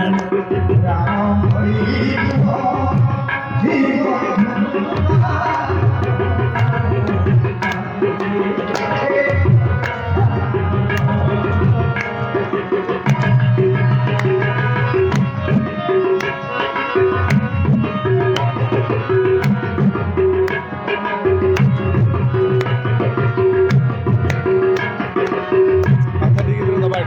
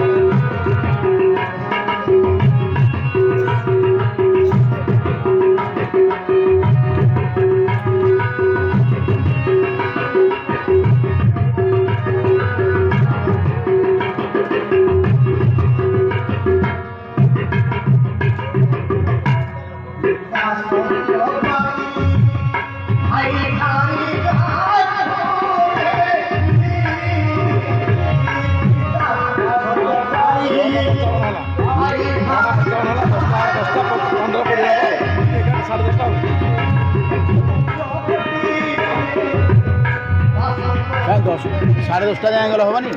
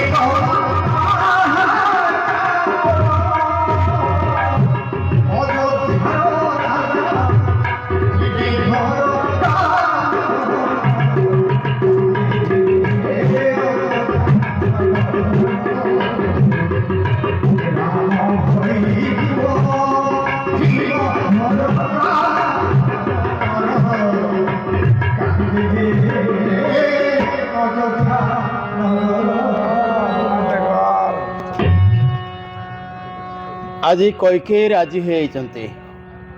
जे हाँ मुझे रजा पाखे कहबी चलिले कैकेयी आपणकर भावार्थ रामायण सन्थ एकनाथंकर राजा पाखे जाकर राजसभा कहते बैको सन्धि बराभं बरनयन जुगं बिभ्रति स्वर्ण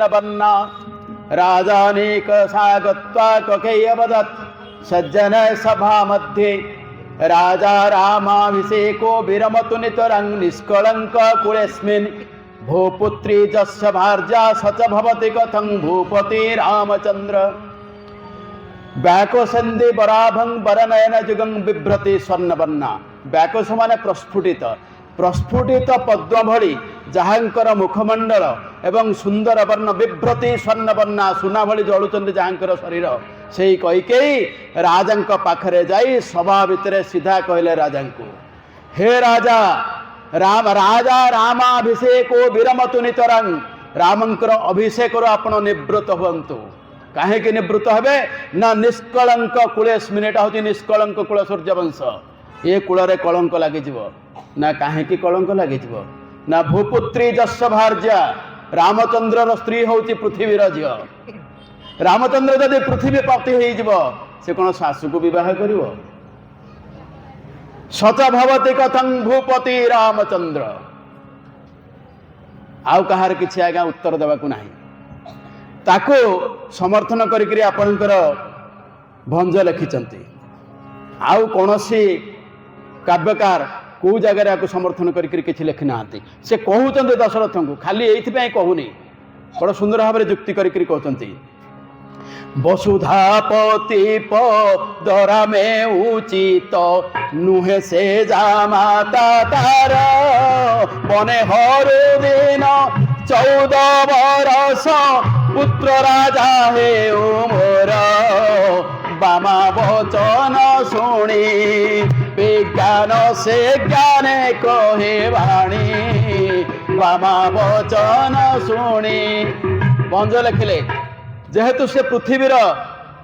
ଝିଅକୁ ବିବାହ କରିଛି ପୃଥିବୀପତି ହେଇପାରିବନି, ତେଣୁ ଆପଣ ରାମଚନ୍ଦ୍ରଙ୍କୁ ଛାଡ଼ିବେ, ମୋ ପୁଅକୁ ରଜା କରିବେ। ରାମଚନ୍ଦ୍ରଙ୍କୁ ରାତିରେ କଥା ଦେଇଥିଲେ ତତେ ଜଙ୍ଗଲକୁ ପଠେଇବି। ଦେଖନ୍ତୁ ଗୋଟେ ପଟେ ହୃଦୟ ଭିତରଟା ଜଳି ଯାଉଥିବ, କିନ୍ତୁ ରାଜସଭାରେ ଯାଇକରି ଯୁକ୍ତି କରୁଛନ୍ତି କୈକେୟୀ ଯେ ତମେ ତାକୁ ଛାଡ଼। ରଜା କହୁଛନ୍ତି କୈକେୟୀ ଏମିତି କ'ଣ କହୁଛ? ଏମିତି କ'ଣ କହନ୍ତି? ତମେ ତ ରାମକୁ ସବୁଠୁ ବେଶୀ ଭଲ ପାଅ ନା, ମୋତେ ସେଗୁଡ଼ା କହନି। ତମର ମୋର କଥା ତୁଟୁଥିଲା, ତମେ ମୋତେ କଥା ଦେଇଥିଲ ଭରତକୁ ରଜା କରିବ ବୋଲି। କଥା ଦେଇଥିଲେ। ବାହିଲି ରଥ ସ୍ଥିରି ହୋଇ ସମ୍ବର ସମରେ ନାହିଁ କି ମନ ବିହିଲ ସତ୍ୟ ସୁତ ତୋହର ଦିନେ ହେବ ଅଯୋଧ୍ୟା ରାଜନ ବାଳ ବାଲୁକା ଖେଳ ବିଧିରେ ତ ଆନ ତୁମ୍ଭେ ଭୁଲ ବାଳ ବାଳ। କହିଲେ ଏଇଟା କ'ଣ ଛୋଟ ପିଲାଙ୍କର ଧୂଳି ଖେଳ? ବାଳ ବାଲୁକା ଖେଳ। ପିଲାଙ୍କ ଭଳି କଥା ଦେଇ ସେଦିନ ଯେତେବେଳେ ସମ୍ବରାସୁର ସହିତ ଯୁଦ୍ଧ କରିକି ଆସିଥିଲି, ମୁଁ ତମର ସାରଥୀ ହେଇଥିଲି, ମୋତେ କଥା ଦେଇଥିଲ ତୋ ପୁଅକୁ ଅଯୋଧ୍ୟାରେ ରଜା କରିବି। ଏଠି କଥା ଉଠୁନି ରାମଚନ୍ଦ୍ର ରଜା ହଉ କି ନ ହଉ, ଭରତଟାକୁ ରଜା କଲେ ହିଁ ରାମ ଯିବ। ତେଣୁ ଆଉ ତ ରଜାଙ୍କୁ ମାରିପାରିବେନି, ସ୍ୱାମୀ ବିଧବା ହେବାକୁ ଇଚ୍ଛା ନାହିଁ। ଏପଟେ ଚାହୁଁଛନ୍ତି ଭରତ ମରୁ କିନ୍ତୁ ରାମ ଜଙ୍ଗଲକୁ ଯାଉ। ତା ପାଇଁ ଯୁକ୍ତି ଭାବି ପାରିବେନି। ଏଭଳିଆ ସନ୍ଥ ଏମିତି ମା ଆଉ ସୃଷ୍ଟିରେ ଜନ୍ମ ହେବେନି। ଇଏ ଗଲା ଗୋଟିଏ କଥା। କିନ୍ତୁ ମାନସରେ କ'ଣ କରାହେଇଛି ନା, ଦେବତା ମାନେ ଚିନ୍ତା କଲେ, ମାନସରେ ଯାହା ବର୍ଣ୍ଣନା ଯେ କୈକେୟୀକି କେମିତି ସେଟ୍ କରିବା ସେ ଯାଇକିରି କହିବେ। ତେଣୁ ମନ୍ଥରା ପାଖକୁ ପଠାଗଲା ମା ସରସ୍ୱତୀଙ୍କି, କହିଲେ ତମେ ଯାଇକିରି ମନ୍ଥରାଟାକୁ ଟିକେ ବତେଇକିରି ଆସିବ। କାହିଁକି ମନ୍ଥରାକୁ ବତାହବ ନା, ଏ ଅଯୋଧ୍ୟାରେ ରାମଙ୍କ ବିରୋଧୀ କେହି ନାହାନ୍ତି। ମନ୍ଥରା କିଏ ସେ ନା, ପୂର୍ବଜନ୍ମରେ ଆପଣଙ୍କର ବଳିଙ୍କର ପୁତ୍ର ଯିଏ ବୈଲୋଚନ ତାର ଝିଅ। ଯେହେତୁ ବୈଲୋଚନକୁ ବିଷ୍ଣୁ ମାରିଥିଲେ, ସେ ବିଷ୍ଣୁ ବିଦ୍ୱେଷୀ ପ୍ରଥମରୁ। ଆଉ ଗୋଟିଏ ଜନ୍ମରେ ସିଏ ମୃଗୀ ହେଇଥିଲା ଏବଂ ଏ ଦଶର ମାନେ କୈକେୟୀର ବାପା କୈକେୟ ନରେଶ ସେ ମୃଗୀକି ମାନେ ମୃଗଟାକୁ ବଧ କରିଥିଲା ତା ସ୍ୱାମୀକି। ସେ ପ୍ରତିଶୋଧ ନେବା ପାଇଁ ସିଏ ଆସିଛି କୈକେୟ ସାଙ୍ଗରେ ଏଇଠିକି ଅଯୋଧ୍ୟା, ଯେ ମୁଁ ଦଶରଥକୁ ଯେମିତି ହେଲେ ମାରିବି। ତାର ଦେଖନ୍ତୁ ଉଦ୍ଦେଶ୍ୟ ହେଉଛି ମନ୍ଥରାରେ କ'ଣ, ରାମ ଜଙ୍ଗଲକୁ ଯାଇ ଏଇଟା ତା ପାଇଁ ବଡ଼ କଥା ନୁହଁ। ବଡ଼ କଥା ହେଉଛି ଯେ ଦଶରଥ ମରିବା ଦରକାର। ତେଣୁ ଦଶରଥ ମରିବ କେତେବେଳେ ନା, ଦଶରଥ ଯେତେବେଳେ ଆପଣ ମନେ ପକାନ୍ତୁ, ଯେତେବେଳେ ତପସ୍ୟା କରିକିରି ବର ମାଗିଥିଲେ, ସେତେବେଳେ କହିଥିଲେ ମୋତେ ପ୍ରଭୁ ଏମିତି ବର ଦିଅନ୍ତୁ ଯେଉଁ ସମୟରେ ଆପଣ ମୋ ପାଖରେ ନଥିବେ, ସେ ସମୟରେ ମୁଁ ମରିଯିବି। ମାନେ ଆପଣ ଗୋଟେ ମୁହୂର୍ତ୍ତରେ ମୋଠୁ ଅଲଗା ହେବେନି, ଏଇ କଥା ଦଶରଥ ବର ମାଗିଥିଲେ। ତେଣୁ ଏଇ ଜିନିଷଟାକୁ ଜାଣିଛି ମନ୍ଥରା, ଆଲୋଚନା ହେଇଛି ଘରେ, କ'ଣ ଆଲୋଚନା ହୁଏନି କି? ତେଣୁ ସେ ଜାଣିଛି ଯଦି ଦଶରଥ ରାମଠୁ ଅଲଗା ହେବ ତାହେଲେ ଦଶରଥ ମରିବ। ତେଣୁ ଦଶରଥକୁ ମାରିବା ପାଇଁ ହେଲେ ଆମକୁ ଅଲଗା କରିବାକୁ ପଡ଼ିବ। ଅଲଗା କେମିତି କରାହେବ ନା, ଭରତ ଯଦି ରଜା ହେବ, ନହେଲେ ରାମଚନ୍ଦ୍ର ଯିବନି। ତେଣୁ ଯାଇକିରି କୈକେୟୀକି ବୁଝାବୁଝି କରି ବିଭିନ୍ନ କଥା କହିଛି। ବୋଲା ତୁ ଗୋଟେ ଜାଣୁନୁ ହୁଣ୍ଡିଟା କିଛି ବୁଝୁନୁ, ତାକୁ ଖୁସି ହେଇକି ତ କୈକେୟୀ ଆଗ ରତ୍ନମାଳା ଦେଇଦେଲେ। ବୋଲେ ଏଡ଼େ ଭଲ ଖବର ଦେଲୁ, ରାମ ରଜା ହେବ, ମୋଠୁ ଅଧିକା ଖୁସି କିଏ ହେବ? ସେ କହିଲା ଏଇଟା ସତରେ ବୋକିଟା ଆଉ। ବୋଲା ତୁ ସବୁଠୁ ବୁଦ୍ଧିମତୀ ବୋଲି ସମସ୍ତେ ଭାବନ୍ତି, ତୋଠୁ ବଳିକିରି ବୋକି କେହି ନାହାନ୍ତି। ବୋକି ଏଇଥିପାଇଁ ତୁ ଯାରେ ତୁ ତାପରେ କ'ଣ ହବୁ,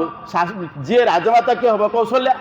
ତୁ ତାର ଦାସୀ ହେଇକି ରହିବୁ ନା, ରାଜମାତା ହେଇସାରିଲା ପରେ ଆଉ ତୋର କିଛି ରହିବ? ତୋତେ କିଏ ଗୁରୁତ୍ୱ ଦେବ? ଆଜି ରଜା ଅଛନ୍ତି, ତୋତେ ଗୋଟେ ତୁ ସୁନ୍ଦର ଝିଅଟା ବୋଲି ତୋତେ ଟିକେ ସମ୍ମାନ ମିଳୁଛି, କାଲି ସକାଳେ କିଛି ମିଳିବନି, ଯିବୁ ତିନି ପାଞ୍ଜିରେ ଯିବୁ। ଆଉ ଦେଖୁନୁ ତୋ ପିଲାଙ୍କୁ ପଠେଇଛନ୍ତି ଅଜାହାରକୁ, ଏପଟେ ତିଆରି ଚାଲିଛି ରାମ ରଜା ହେବ। एमती भाव बताबती कर जेहेतु तार मुंडे सरस्वती बुद्धि पुरईदे सी एमती भाव आदेश करईदेला वर्तमान जीवे रामचंद्र जंगल को। तेणु रामचंद्र को जंगल को जीवाई दशरथ राजी होना कैकेयी की जाकर बहुत बुझे मानस बहुत कथा से विषय लिखाई जेहेतु मानस आप बारंबार शुणुं मुझे कहूनी से विषय मुझ प्रथम कही कहानी पथर कहानी मुझे कहबी कहीं ये कहानी आपण मैंने समस्त अनेक वर्ष है शुणी मोटू यथेष अधिक आप जानते मानस किंतु कथा हूँ जे कहीं कारण गुड़ा करा आज जिते बड़े पठे देवाई व्यवस्था करागला से व्यवस्था समय कौन हो माँ कैकेयी पाखे पहुँचते रामचंद्र सुमंत्र जाकि कहले बापा कैकेयी रूम रे अच्छा आ बापा क्या किसी कहूना मुझे तमें चल प्रभु गले जाकि कैकेयी पाखे पहुँची गले जिते प्रभु पहुँची गले से कैकेयी पचारे माँ बापा कौन है बापा कहीं किसी कहूना ना अरे कथा कौन कि बापा दुईटा बर देवाई कही से बर दुईटा हूँ तू बण को जीव भरत रजा हम। रामचंद्र कहले ठीक अच्छे एथरे किसी असुविधा ना कहीं रामचंद्र आज्ञा कौन हबार अच्छे अनंत कोटि ब्रह्मांडर जो मालिक सी बण को गले के घर रही कटा भासीज तेणु कहले माँ ठीक अच्छे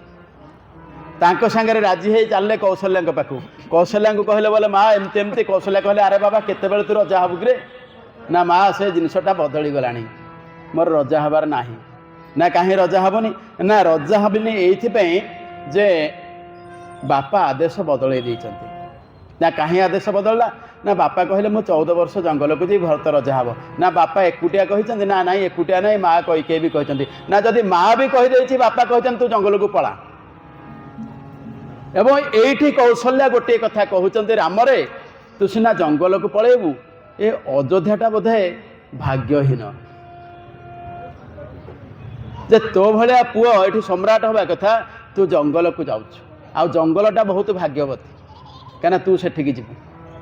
बड़ सुंदर भाव में कहते बड़ भागे बन अवध भागे जो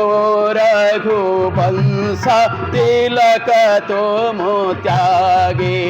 श्री राम जय राम जय जय राम श्री राम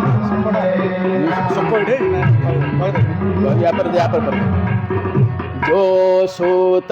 कह मोहे नहीं ले हो तुम्हारे हृदय होए संदेह हो राम जय राम जय जय राम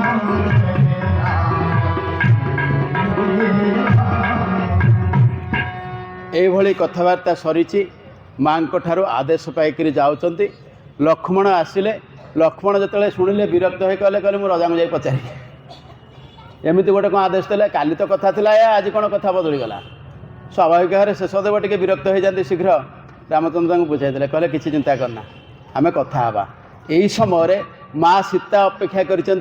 भगवान रजा हे आज रामचंद्र गले सीता पाख कहे रेडी हाँपाई पड़ो ना जमी आम घर कुआड़े बाहर को बाहरुचे घरे कहूने कि मोर टे ड्रेस पत्र सजाड़ दिया मुझे भी सीता कहवाक जाइंट आपणकर बड़ सुंदर भाषा केशव पट्टनायक लिखिं जानकी कांतं को चाहे जे कोमल वचन कहे आज हे बपरा अवनी साई हे रघुनंदन श्रीमुखे हरस नाही राघव बोलंती धीरे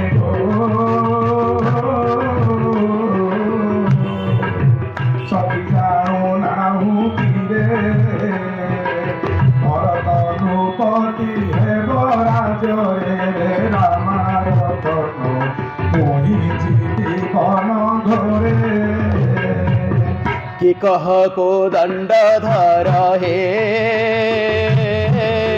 ଶିରେ ତାଡ଼ୁ ଛପଥର ବଜ୍ରହୁ କଠିନ ହୃଦ କାହାର ହେ ରଘୁନନ୍ଦନ କଲାଏ ମନ୍ତ ବିଚାର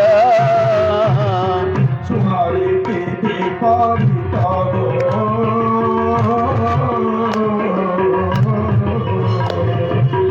ରାଜା କହିବାକୁ ସୁତ ବର ମାଗିଥିଲେ କୈକେୟୀ ମାତ ରାମାର ପିତାଙ୍କୁ ତରାଇ ସତ ବଶିଷ୍ଠ ସୁମନ୍ତ୍ର ଥିଲେ ତିଆରି କେନ କହିଲେ ମୁଖ ଦେଖିବାକୁ ଯୋଗ୍ୟ ନ ହେଲେ ରଘୁନନ୍ଦନ ଭଲା ପୁତ୍ର ଜନ୍ମ କଲେ 14 ବରଷ କାଳକୁ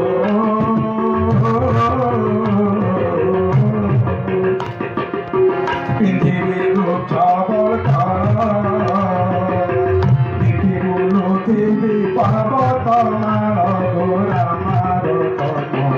ଆହାର ମୋ ଫଳ ମୂଳ ତୁମ୍ଭ ସଙ୍ଗେ ମୋହି ଯିବି ହେ ନାହିଁ କଲେ ନ ମାନିବି ଛାଇ ପରି ପଛେ ଗୋଡ଼ାଇଥିବି ହେ ରଘୁନନ୍ଦନ ରୂପ ଶୋଭା ଦେଖୁଥିବି ସଖୀକୁ ଏହାନ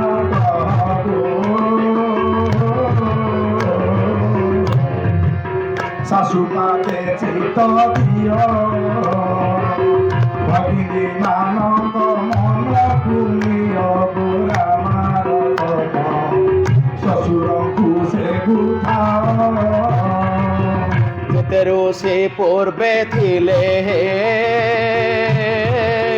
ଯେତେ ରାମାୟଣ କଲେ ଜାନକୀ ସଙ୍ଗେ ନ ନେଲେ ରଘୁନନ୍ଦନ ରାମ ବନବାସ ଗଲେ ହସୁଲି କୋଳିରେ ଶୋଇ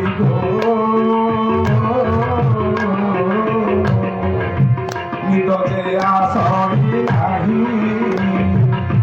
ଝର ଜଳ ପିଇ ବୃକ୍ଷ ସେ ଯେ ଶୋଇ କାଳ କାଟିବୁ ତୁହି କହୁଛ କେତେ ଚାତର ହେ ତୁମ୍ଭେ କିଏ କା ଚତୁର ତୁମ୍ଭ ଠାରୁ ମୁଁ କି ଅତି ସୁକୁମାର ଛାଡ଼ ଛାଡ଼ ଏ ବିଚାର ଜାଣିବା ମାମଣି ମନ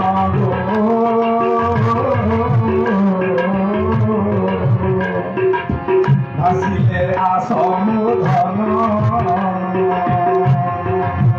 ଲଭେ ବୁଝେବେ ପାଶରୁ ଭିନ୍ନ ରାମାର ତନ ସରିପତି ମୋର ଦିନ बोलिए सच्चिदानंद भगवान की भगवान बर्तमान माँ सीता को संगे नापे राजी हो गले लक्ष्मण पाखे पहुँचले लक्ष्मण को जिते कहले लक्ष्मण कहले बोले मुझे मु जंगल को जी प्रभु कहले अरे तू रहिले राज्य बापा को साहय करू एटा कि कथा जिते कहले लक्ष्मण बोले मोर जीवार ना ये ये रही ना चान्स ना मु चलली लक्ष्मण प्रभु समस्त गले माँ सुमित्रा पाखु सुमित्रा पाखे जिते जाकर पहुँची गले सुमित्रा को कहले आदौ व्यस्त नहे विव्रत नहे सुमित्रा कहले तू आराम रे जा माने एमती माँ देखो तीन जन जाक माँ को कंपेयर करंतु कौशल्या कहते जदि बापा कही माँ कही जंगल को जा सुमित्रा आज कहते बोले अरे लक्ष्मण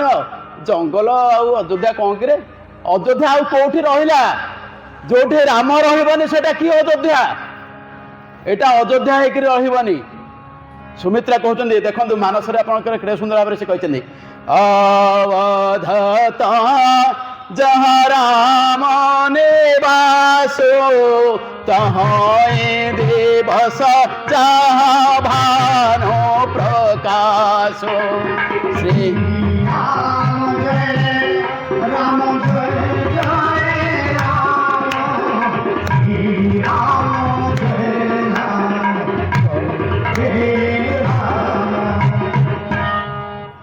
कहले अरे अयोध्या कोटा जो राम रहा अयोध्या जुक्ति कर जो सूर्य रहा दिन सूर्य नाई बोले दिन केमी तो राति राम जब जंगल को पलैब से ही हूँ अयोध्या यहाँ अयोध्या नुहे तू पला एवं तापर कौन कहते आउ गोटे कथा मैंने सबुठार मुख्य कथा ये कहते सी हूँ पुत्रवती जा पुओ राम भक्त हो पुत्रवती जुपति जागो साई रघुपति भगत जासो सुत होए राम जय राम जय जय राम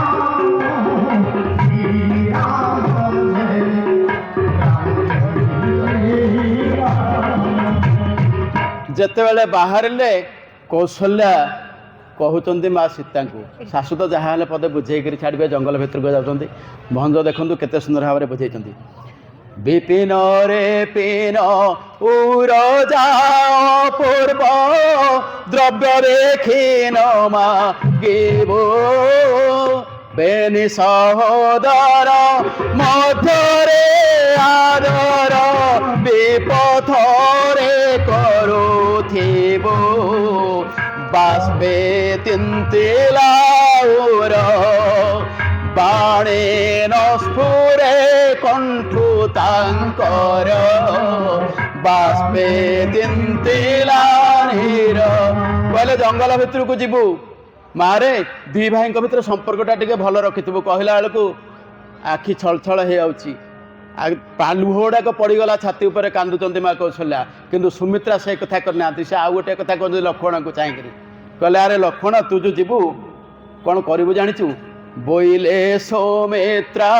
पुत्र से भी थीबो श्रीराम मानस जानी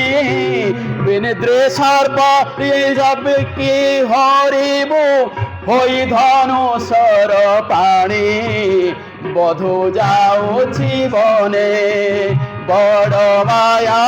राक्षस पुंगे बधु जाऊछि संगे बोले बाबूरे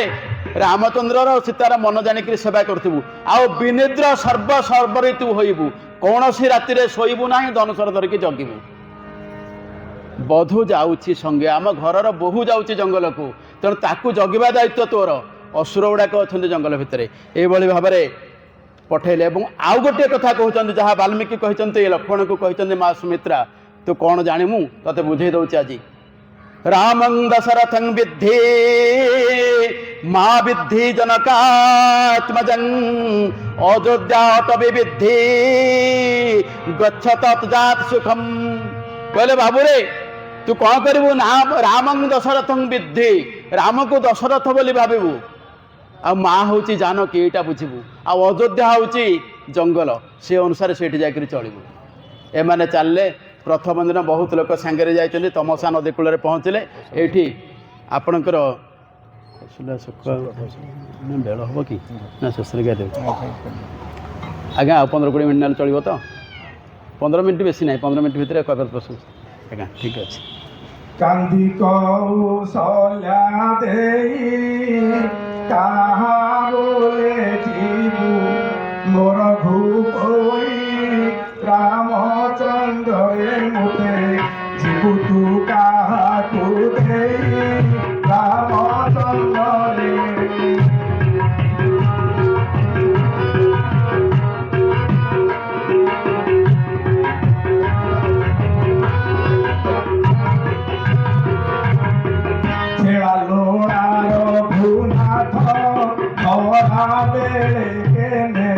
चाली भूपथ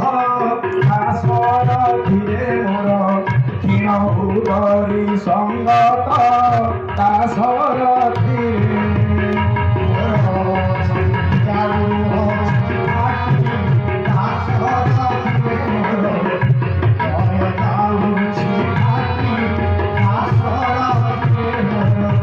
गर्भे 10 मास धरी पढ़ाई मोचा पधारी रामचंद्र तुते कोई केरी हेला भगारी रामचंद्र हेला भगारी रामचंद्र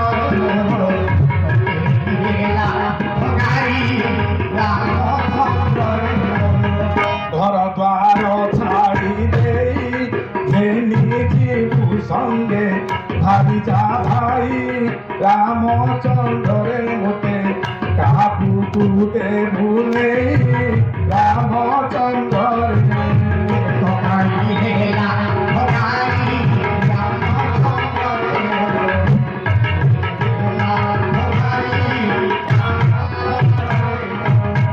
ଚରଣ ଦୁଇ ବୃଷାର ଚାଲୁକି ଉଦ୍ଧର ବାଟ ଚଞ୍ଚଳ ରାମଚନ୍ଦ୍ରରେ ତୁର ଚାହିଁ ବଡ଼ ସୁନ୍ଦର ରାମଚନ୍ଦ୍ରରେ ଚାହିଁ ବଡ଼ ସୁନ୍ଦର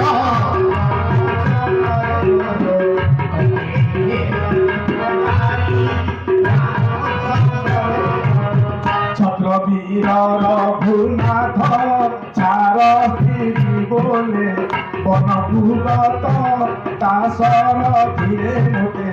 ଛାଡ଼ିଗଲେ ଦଶରଥ ରାମଚନ୍ଦ୍ରରେ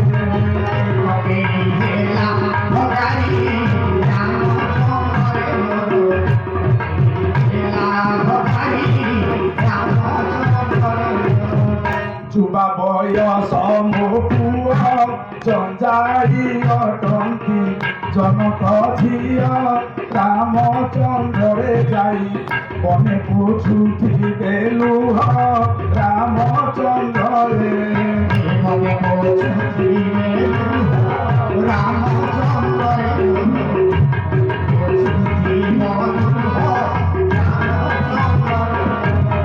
ନିୟମ କରି କହୁଛି ନ ପାରିବି ଧନ ତୋତେ ମୁରୁଛି ରାମଚନ୍ଦ୍ରରେ ମୋର ନ ଯାଇ ପରାଣ ଅଛି ରାମଚନ୍ଦ୍ରରେ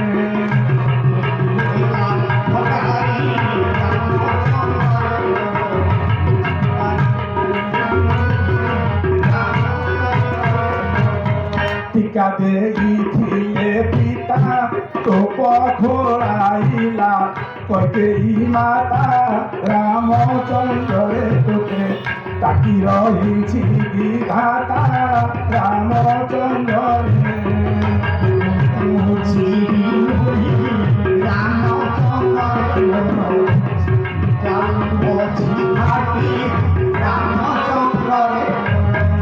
ଧନ ସୁନ୍ଦର ମୋ ରାମ ଠାକୁର ପଣକୁ ତୁହି ଭାଜନ ରାମଚନ୍ଦ୍ର ଟିକେ ମୋର କର୍ମହୀନରେ ରାମଚନ୍ଦ୍ର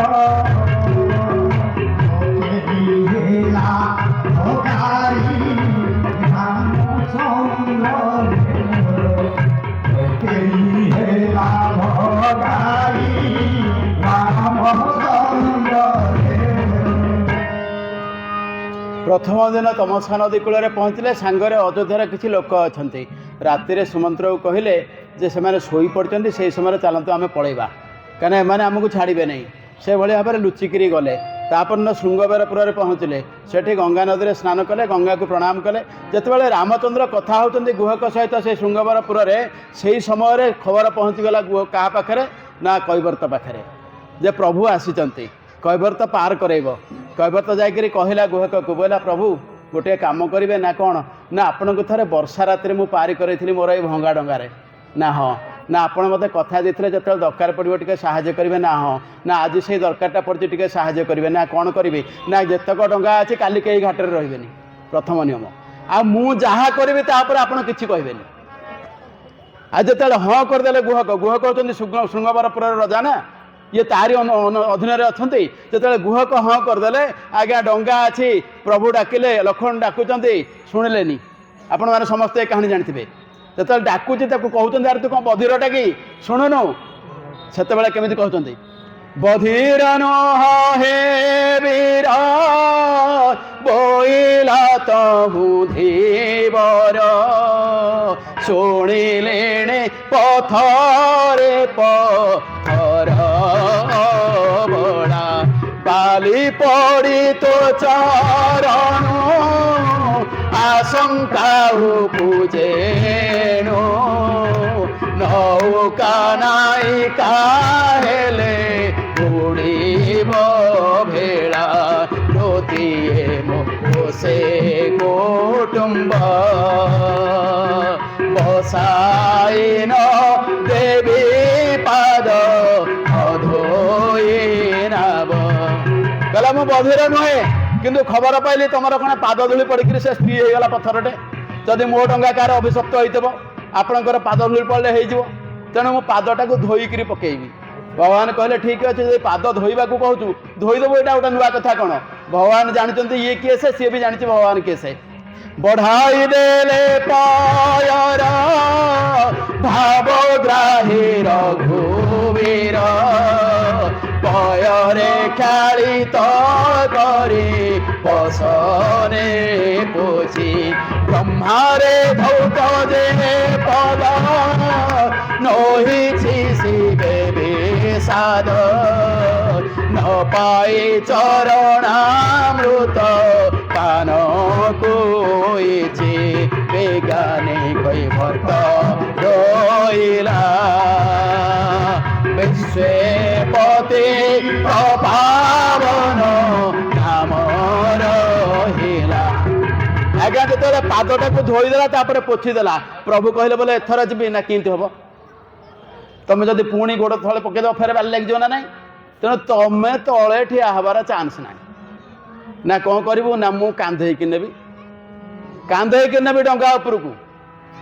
ନା ଡଙ୍ଗା ଉପରକୁ କାନ୍ଧେଇକି ନେବ ଯେ ପୁଣି ଯଦି ପୁଠି କାଳେ ଲାଗିଯିବ ନା ନାହିଁ ମୋର ଗୋଟେ ଅଛି ଛୋଟିଆ ଇଏଟେ କାଠର ଗୋଟେ ପାତ୍ର ଅଛି ସେଇ ପାଣି ଭିତରେ ଗୋଡ଼ଟାକୁ ପୁଣି ରଖ ଇଏ ପାଣି ଭିତରେ ଗୋଡ଼ ରଖି ସାରିଲା ପରେ ପୁଣି ଦେଖିବି ବାଲି ଲାଗିଛି କି ନାହିଁ ସଫା କରିବି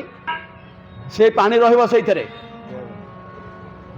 ପ୍ରଭୁ ସେୟା କଲେ ଆଜ୍ଞା ସେ କ'ଣ କଲା ନା ସେଇ ପାଣିକି ନିଜେ ପିଇଲା ରଖିଲା ଘରେ ସମସ୍ତଙ୍କୁ ପୁତ୍ର ନାତି ସମସ୍ତଙ୍କୁ ପିଆଇଛି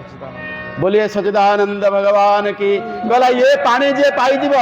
ସେ ମୁକ୍ତ ହେଇଯିବ ଆଉ କିଛି ଅସୁବିଧା ନାହିଁ ତେଣୁ ଭଗବାନଙ୍କ ଏ ଚରଣ ଧୂଳିକି ରଖିବା ପାଇଁ ଏଇ ଯେଉଁ ପାଦୁକାକୁ ରଖିବା ପାଇଁ କୈବର୍ତ୍ତର ଆଜି ଏ ପ୍ରୟାସ ଥିଲା ଯେତେବେଳେ ରଖିଦେଇଛି ତାପରେ କ'ଣ ହେଇଛି ନେଇକିରି ଯାଉଛି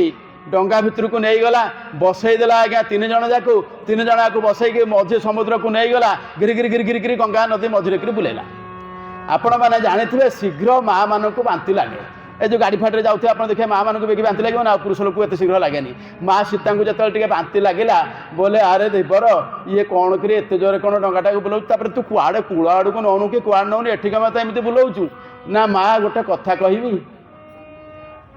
ମୁଁ ଗୋଟେ କଚ୍ଛପ ଥିଲି କ୍ଷୀରସାଗରରେ ରହୁଥିଲି ଯାଉଥିଲି ହେରି ପ୍ରଭୁଙ୍କର ଟିକେ ପାଦଟାକୁ ଛୁଇଁଦେବି ବୋଲି ତମେ ତ ଗୋଡ଼ଟାକୁ ଚିପୁଥିଲ ଏ ମୁଁ ଯଦି ପାଦଟାକୁ ଛୁଇଁଦେବି ତମର କିଛି ଅସୁବିଧା ହେଉଥିଲା ମୋତେ ଫୋପାଡ଼ି ଦେଉଥିବ ମୁଁ ଛାଟି ହେଇକିରି ଆସିକିରି ଖଣ୍ଡେ ବାଟରେ ପଡ଼ୁଥିଲି ସେତେବେଳେ ତ ମୁଁ କିଛି କହିନି ସେତେବେଳେ ମୁଁ ତମକୁ କିଛି କହିଛି କି ମୁଁ ଅବଜେକ୍ସନ୍ କରିଛି କିଛି କରିନି ଆଜି ତମେ ବୁଲିବ ଏଠୁ ସୀତା କହିଲେ ଆରେ ମୋତେ ବୁଲେଇଲେ ତୋର ଲାଭ କ'ଣ ହେବ ନା ଯଦି ବୁଲେଇବିନି ଗୋଟେ ସର୍ତ୍ତରେ ନା ସର୍ତ୍ତଟା କ'ଣ ନା ସର୍ତ୍ତ ହେଉଛି ତମେ ହେଉଛ ଯୋଗମାୟା ନା ହଁ ମୋତେ ସେଇ ବରଟା ଦେଇଦିଅ ତମ ମାୟା ମୋତେ ଲାଗିବନି ବୋଲିଏ ସଚିଦାନନ୍ଦ ଭଗବାନ କି ଆଜି ମା ଜାନକୀ ହଁ କରିଦେଲେ ଯୋଗମାୟାର ମାୟା ତା ଉପରେ ଲାଗିବନି ଗଲା କାମ ସରିଗଲା ତାପରେ ଯେତେବେଳେ ପୁଣି ବୁଲଉଛି ଲକ୍ଷ୍ମଣ କହିଲେ ବୋଲେ କିରେ ଇଏ କି କଥା ମୋ ମୁଣ୍ଡ ବୁଲେଇଲାଣି ନା ମୁଣ୍ଡ ବୁଲେଇଲାଣି ତମେ କ'ଣ କମ ଯେତେବେଳେ ଯାଉଥିଲି ତମ ଲାଙ୍ଗୁଟାରେ ଛାଟି ଦେଉଥିଲା ଯାଇକରି 2 କୋଶ କି 4 କୋଶ ଛୁଆ ହାତରେ ହେଲେ ଟିକେ ଫୋପାଡ଼ୁଥିଲା ଅଳ୍ପ ବାଟରେ ପଡ଼ୁଥିଲି କୁଆଡ଼େ ପଡ଼ୁଥିଲି ଯେ ମୋତେ ବର୍ଷ ଯାଏଁ ଲାଗୁନଥିଲା ପାଖରେ ଯାଇକରି ପହଞ୍ଚିବା ପାଇଁ ଏତେ କଷ୍ଟ ପାଇଛି ତମେ ଆଜି ବୁଲ ନା ଆରେ କହୁନୁ କ'ଣ ହେଇଛି ବୁଲେଇବୁ କାହିଁକି ନା ତମେ ଗୋଟେ କାମ କରିବ ନା କ'ଣ ନା ତମେ ବୈରାଗ୍ୟର ଅବତାର ନା ହଁ ମୋତେ ସେ ବୈରାଗ୍ୟ ପ୍ରଦାନ କର ବୋଲି ସଚିଦାନନ୍ଦ ଭଗବାନ କି ଲକ୍ଷ୍ମଣ ମହାରାଜ କରିଦେଲେ ତାପରେ ଯେତେବେଳେ ପ୍ରଭୁଙ୍କୁ ବୁଲେଇଲା ପ୍ରଭୁ କହିଲେ ଆରେ ତାଙ୍କ ଦୁଇଟାକୁ ତ ବୁଲେଇଲୁ ଯାହା କଲୁ ସିଏ ଫୋପାଡ଼ୁଥିଲା କି ସିଏ ଫୋପାଡ଼ୁଥିଲା ମୁଁ ତ କିଛି କରିନାହିଁ ମୁଁ ଫୋପାଡ଼ିଥିଲି କି ନା ନାହିଁ ନା ତମେ ସିନା ଫୋପାଡ଼ିନ କିନ୍ତୁ ତମ ପାଖରେ ସବୁଠୁ ବଡ଼ କାମଟା ନା କ'ଣ ନା ମୁଁ କଇଁଛ ହେଲି କ'ଣ ପାଇଁ ଆଜି ଧୀବର ହେଲି କ'ଣ ପାଇଁ ଏସବୁ ଏତେ ଜନ୍ମ ନେଇକରି ଆସିଛି କ'ଣ ପାଇଁ ତମ ଯୋଗୁଁ ନା ନାହିଁ ନା ମୁଁ କ'ଣ କଲି ନା ତମେ ସବୁ କରିନ ଏଇଠି ଦେଖନ୍ତୁ କେମିତି କେଡ଼େ ସୁନ୍ଦର ଭାବରେ କହୁଛି 84 ଲକ୍ଷ ଯୋନି ଭ୍ରମାଉଛ ଏ ଯିବେ ଭ୍ରମରେ ପରି ଯେ ନ ବୁଝୁଛ ତିଳେ ଜୀବର ଯନ୍ତ୍ରଣା ଆଜି ଖେଳୁଛ ଭଉରୀ ଯେ ଜୀବ ଯେବେ ଉଦ୍ଧାରିବ ତେବେ ଦାସ ନାବ ଚାଳିବ ଯେ ଜୀବ ଯେବେ ଉଦ୍ଧାରିବ। କହିଲା ପ୍ରଭୁ 84 ଲକ୍ଷ ଧ୍ୱନି ବୁଲଉଛ ଆମକୁ, ଯଦି ମତେ ଉଦ୍ଧାର କରିବା ପାଇଁ କଥା ଦବ ତାହେଲେ ଡଙ୍ଗା ଛାଡ଼ିବି, ନହେଲେ ଏଇ ମଝିରେ ବୁଲୁଥବ। ପ୍ରଭୁ କହିଲେ ଯା, ତତେ ହଁ କଲି, ତତେ ଉଦ୍ଧାର କରିବି। ଆଜ୍ଞା ନଦୀର ଆରପଟକୁ ଗଲେ ଯେତେବେଳେ ଓହ୍ଲେଇ ପଡୁଛନ୍ତି ସେତେବେଳେ ପ୍ରଭୁ କହୁଛନ୍ତି କ'ଣ ଦେଇ, ପାଖରେ ତ କିଛି ପ୍ରଭୁ ରଖିନାହାନ୍ତି। ମା ସୀତା ଆଙ୍ଗୁଠିରୁ ମୁଦିଟିଏ ବାହାର କଲେ, ଯେତେବେଳେ ବଢ଼େଇ ଦେଲେ ବୋଲେ ଏଇଟା ତମେ ନିଅ, ତାକୁ ଦେଇଦିଅ। କହିଲା ପ୍ରଭୁ କାହିଁ ନେବି, ନା ଆରେ ତ ମୂଲ ନେବୁ ନାହିଁ। ନା ମୂଲ କ'ଣ ଆଜ୍ଞା, ଗୋଟେ ବାରିକ ପାଖରେ ଯାଇକରି କ୍ଷୀର ହବ, ସେ କ'ଣ ତାକୁ ପଇସା ଦେବ? ତାଙ୍କର ତୁଟିଯିବ, ଇଏ କ୍ଷୀର ହେଲା ବେଳେ ୟା ପାଖରେ ଆସିକରି କ୍ଷୀର ହେଇଯିବ ନା। ଆଉ ଆମର ତ କାରବାର ଗୋଟେ ନା, ମୁଁ ଡଙ୍ଗା ଚଲାଉଛି, ତମେ ଡଙ୍ଗା ଚଲାଉଛ। ଏ କଥା ଯେତେବେଳେ କହିଲେ ଲକ୍ଷ୍ମଣକୁ ରାଗ ଲାଗିଲା, ବୋଲେ ହରେ କ'ଣ କହୁଛୁ ତୁ, ଆମେ ସମାନ, ତୁ ଡଙ୍ଗା ଚଳାଉଛୁ ଆମେ ଡଙ୍ଗା ଚଳାଉଛୁ, ଏମିତି କ'ଣ କଥାବାର୍ତ୍ତା କରୁଛୁ? ଏଇଠି କହୁଛି କୈବର୍ତ୍ତ, ଏ କ୍ଷୁଦ୍ର ଗଙ୍ଗାରେ କ୍ଷୁଦ୍ର ନୌକା ବାହୁଛି ମୋ ପ୍ରତିଦିନ, କ୍ଷୁଦ୍ର ମିନନେ କ୍ଷୁଦ୍ର ଖାଳରେ ରଖୁଛି ଶୁଣ ଲକ୍ଷ୍ମଣ ଭ୍ରାତା ତବ ଭବାବ୍ଧିରେ ନାବ ଚଳାନ୍ତି ନାବ ରେ ଯେ ଭ୍ରାତା ତବ ଭବାବ୍ଧିରେ। ମୋର ଛୋଟିଆ ଡଙ୍ଗାଟିଏ ଛୋଟିଆ ନଦୀରେ ବୁଲଉଛି, ଏ ଭବ ସମୁଦ୍ରରେ ତମ ଭାଇ କ'ଣ କରୁଛନ୍ତି? ଡଙ୍ଗାଟାକୁ ସବୁବେଳେ ଚଲାଉଛନ୍ତି। ଏବେ ଡଙ୍ଗା ଚଲେଇକିରି କେମିତି ଚଲାଉଛନ୍ତି ନା, ତାଙ୍କର ଡଙ୍ଗା ହେଉଛି ତାଙ୍କ ନାଁ ରୂପକ ନାବ। ମୋର ସିନା ଏଇଟା ଭଙ୍ଗା ନାଁଟେ, ତାଙ୍କର ନାଁ ନାବରେ ସମସ୍ତେ ତରି ଯାଉଛନ୍ତି। ତେଣୁ ମୁଁ କେମିତି ନେବି?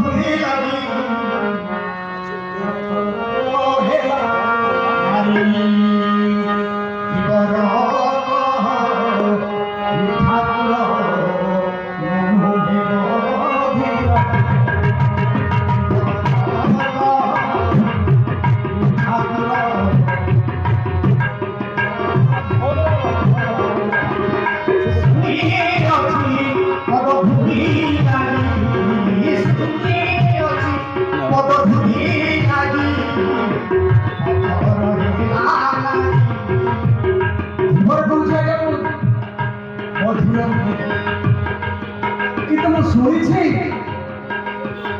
ଆପଣଙ୍କର ପଦଧୂଳି ଲାଗି ଗୋଟେ ପଥରଟା ସ୍ତ୍ରୀ ହେଇଛି। ମୁଁ ଆପଣଙ୍କ ଗଙ୍ଗା ପାରି କରିବି ସତ, କିନ୍ତୁ ଆପଣଙ୍କ ସହିତ ଗୋଟେ କଣ୍ଡିସନ ଅଛି।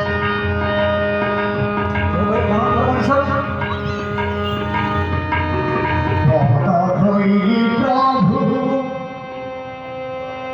ନାବରେ ବସାଇ ଘାଟ କରି ଦେବି ପାରି, ଏତିକି କରୁଣା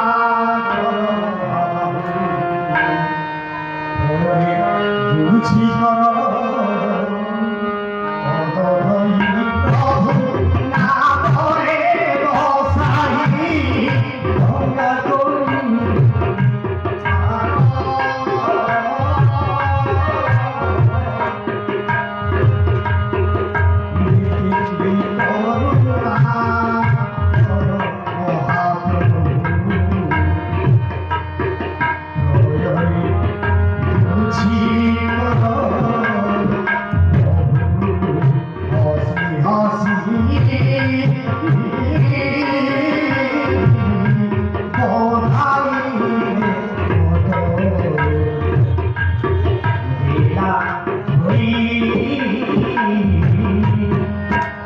ଭଗବାନ ଯେତେବେଳେ ଦଉଛନ୍ତି କିଛି ଦେଲା ବେଳେ ସେ ନଉନାହିଁ ଧୀବର ଏବଂ ସେତେବେଳେ କହୁଛି ଲକ୍ଷ୍ମଣକୁ ପୁଣି ଚାହିଁକରି କହୁଛି ବୋଲା ମୁଁ ଆପଣଙ୍କଠୁ କିଛି ନେବାର ନାହିଁ, ପ୍ରଭୁଙ୍କ ପାଖରେ ଯେଉଁ କାମଟା ଅଛି ସେ କରିଦେବେ କେବଳ, ମୁଁ ତ ଆଜି ପାରି କରିଦେଲି କିନ୍ତୁ ଆପଣ ମୋତେ ପାରି କରିବେ। କେଉଁଠି ପାରି କରିବେ? ମୀନ ଧରିବାରେ ନାବ ବାହିବାରେ ସବୁଥିରେ ସାନ ମୋହି, ମୁଁ କ୍ଷୁଦ୍ର ଧୀବର ହେ ଧୀବର ବର, ମୂଲ ନେବି କାହିଁ ପାଇ ଦେହ ଯେବେ ଛାଡ଼ିବି, ଭବ ବାରିଧିରେ ଡାକିବି ଯେ ଦେହ ଯେବେ ଛାଡ଼ିବି, ଏ ଶରୀର ଯେତେବେଳେ ଛାଡ଼ିବି ହେ ପ୍ରଭୁ ଭବ ସମୁଦ୍ର କୂଳରେ ଠିଆ ହେଇକରି ଡାକିବି ଯେ ମୁଁ ଛୋଟିଆ ନାଉରୀଟିଏ, ଆପଣ ବଡ଼ ନାଉରୀ, ମୋତେ ପାରି କରି ଦିଅନ୍ତୁ, ଆପଣ ପାରି କରିଦେବେ। କିନ୍ତୁ ଗୋଟିଏ କଥା ହେଉଛି ଆମର ସାହିତ୍ୟରେ ତ କିଏ କ'ଣ ଲେଖିଛନ୍ତି, ଜାନକୀ ପଟ୍ଟନାୟକଙ୍କ ବାପା ଗୋକୁଳାନନ୍ଦ ପଟ୍ଟନାୟକ ତାଙ୍କ ବହିରେ ଲେଖିଛନ୍ତି କୌଶଲ୍ୟାଙ୍କୁ ତାଙ୍କ ବାପା ଗୋଟେ ଦେଇଥିଲେ ଆପଣ ମୁକ୍ତାର ହାର, ସେଇ ମୁକ୍ତାର ହାରଟା ସେ ସୀତାଙ୍କୁ ଦେଇଥିଲେ ଏବଂ ଏଇଠି ସୀତା ସେ ମୁକ୍ତାର ହାରଟାକୁ ଦେଇଛନ୍ତି। ବର୍ଣ୍ଣନା ଅଛି କୌଶଲ୍ୟା ପିତୃ ଦତ୍ତ ମୁକ୍ତାହାରକୁ ମୂଲ୍ୟ ବିନିମୟେ ଦେଲେ ସେ ନାବିକକୁ,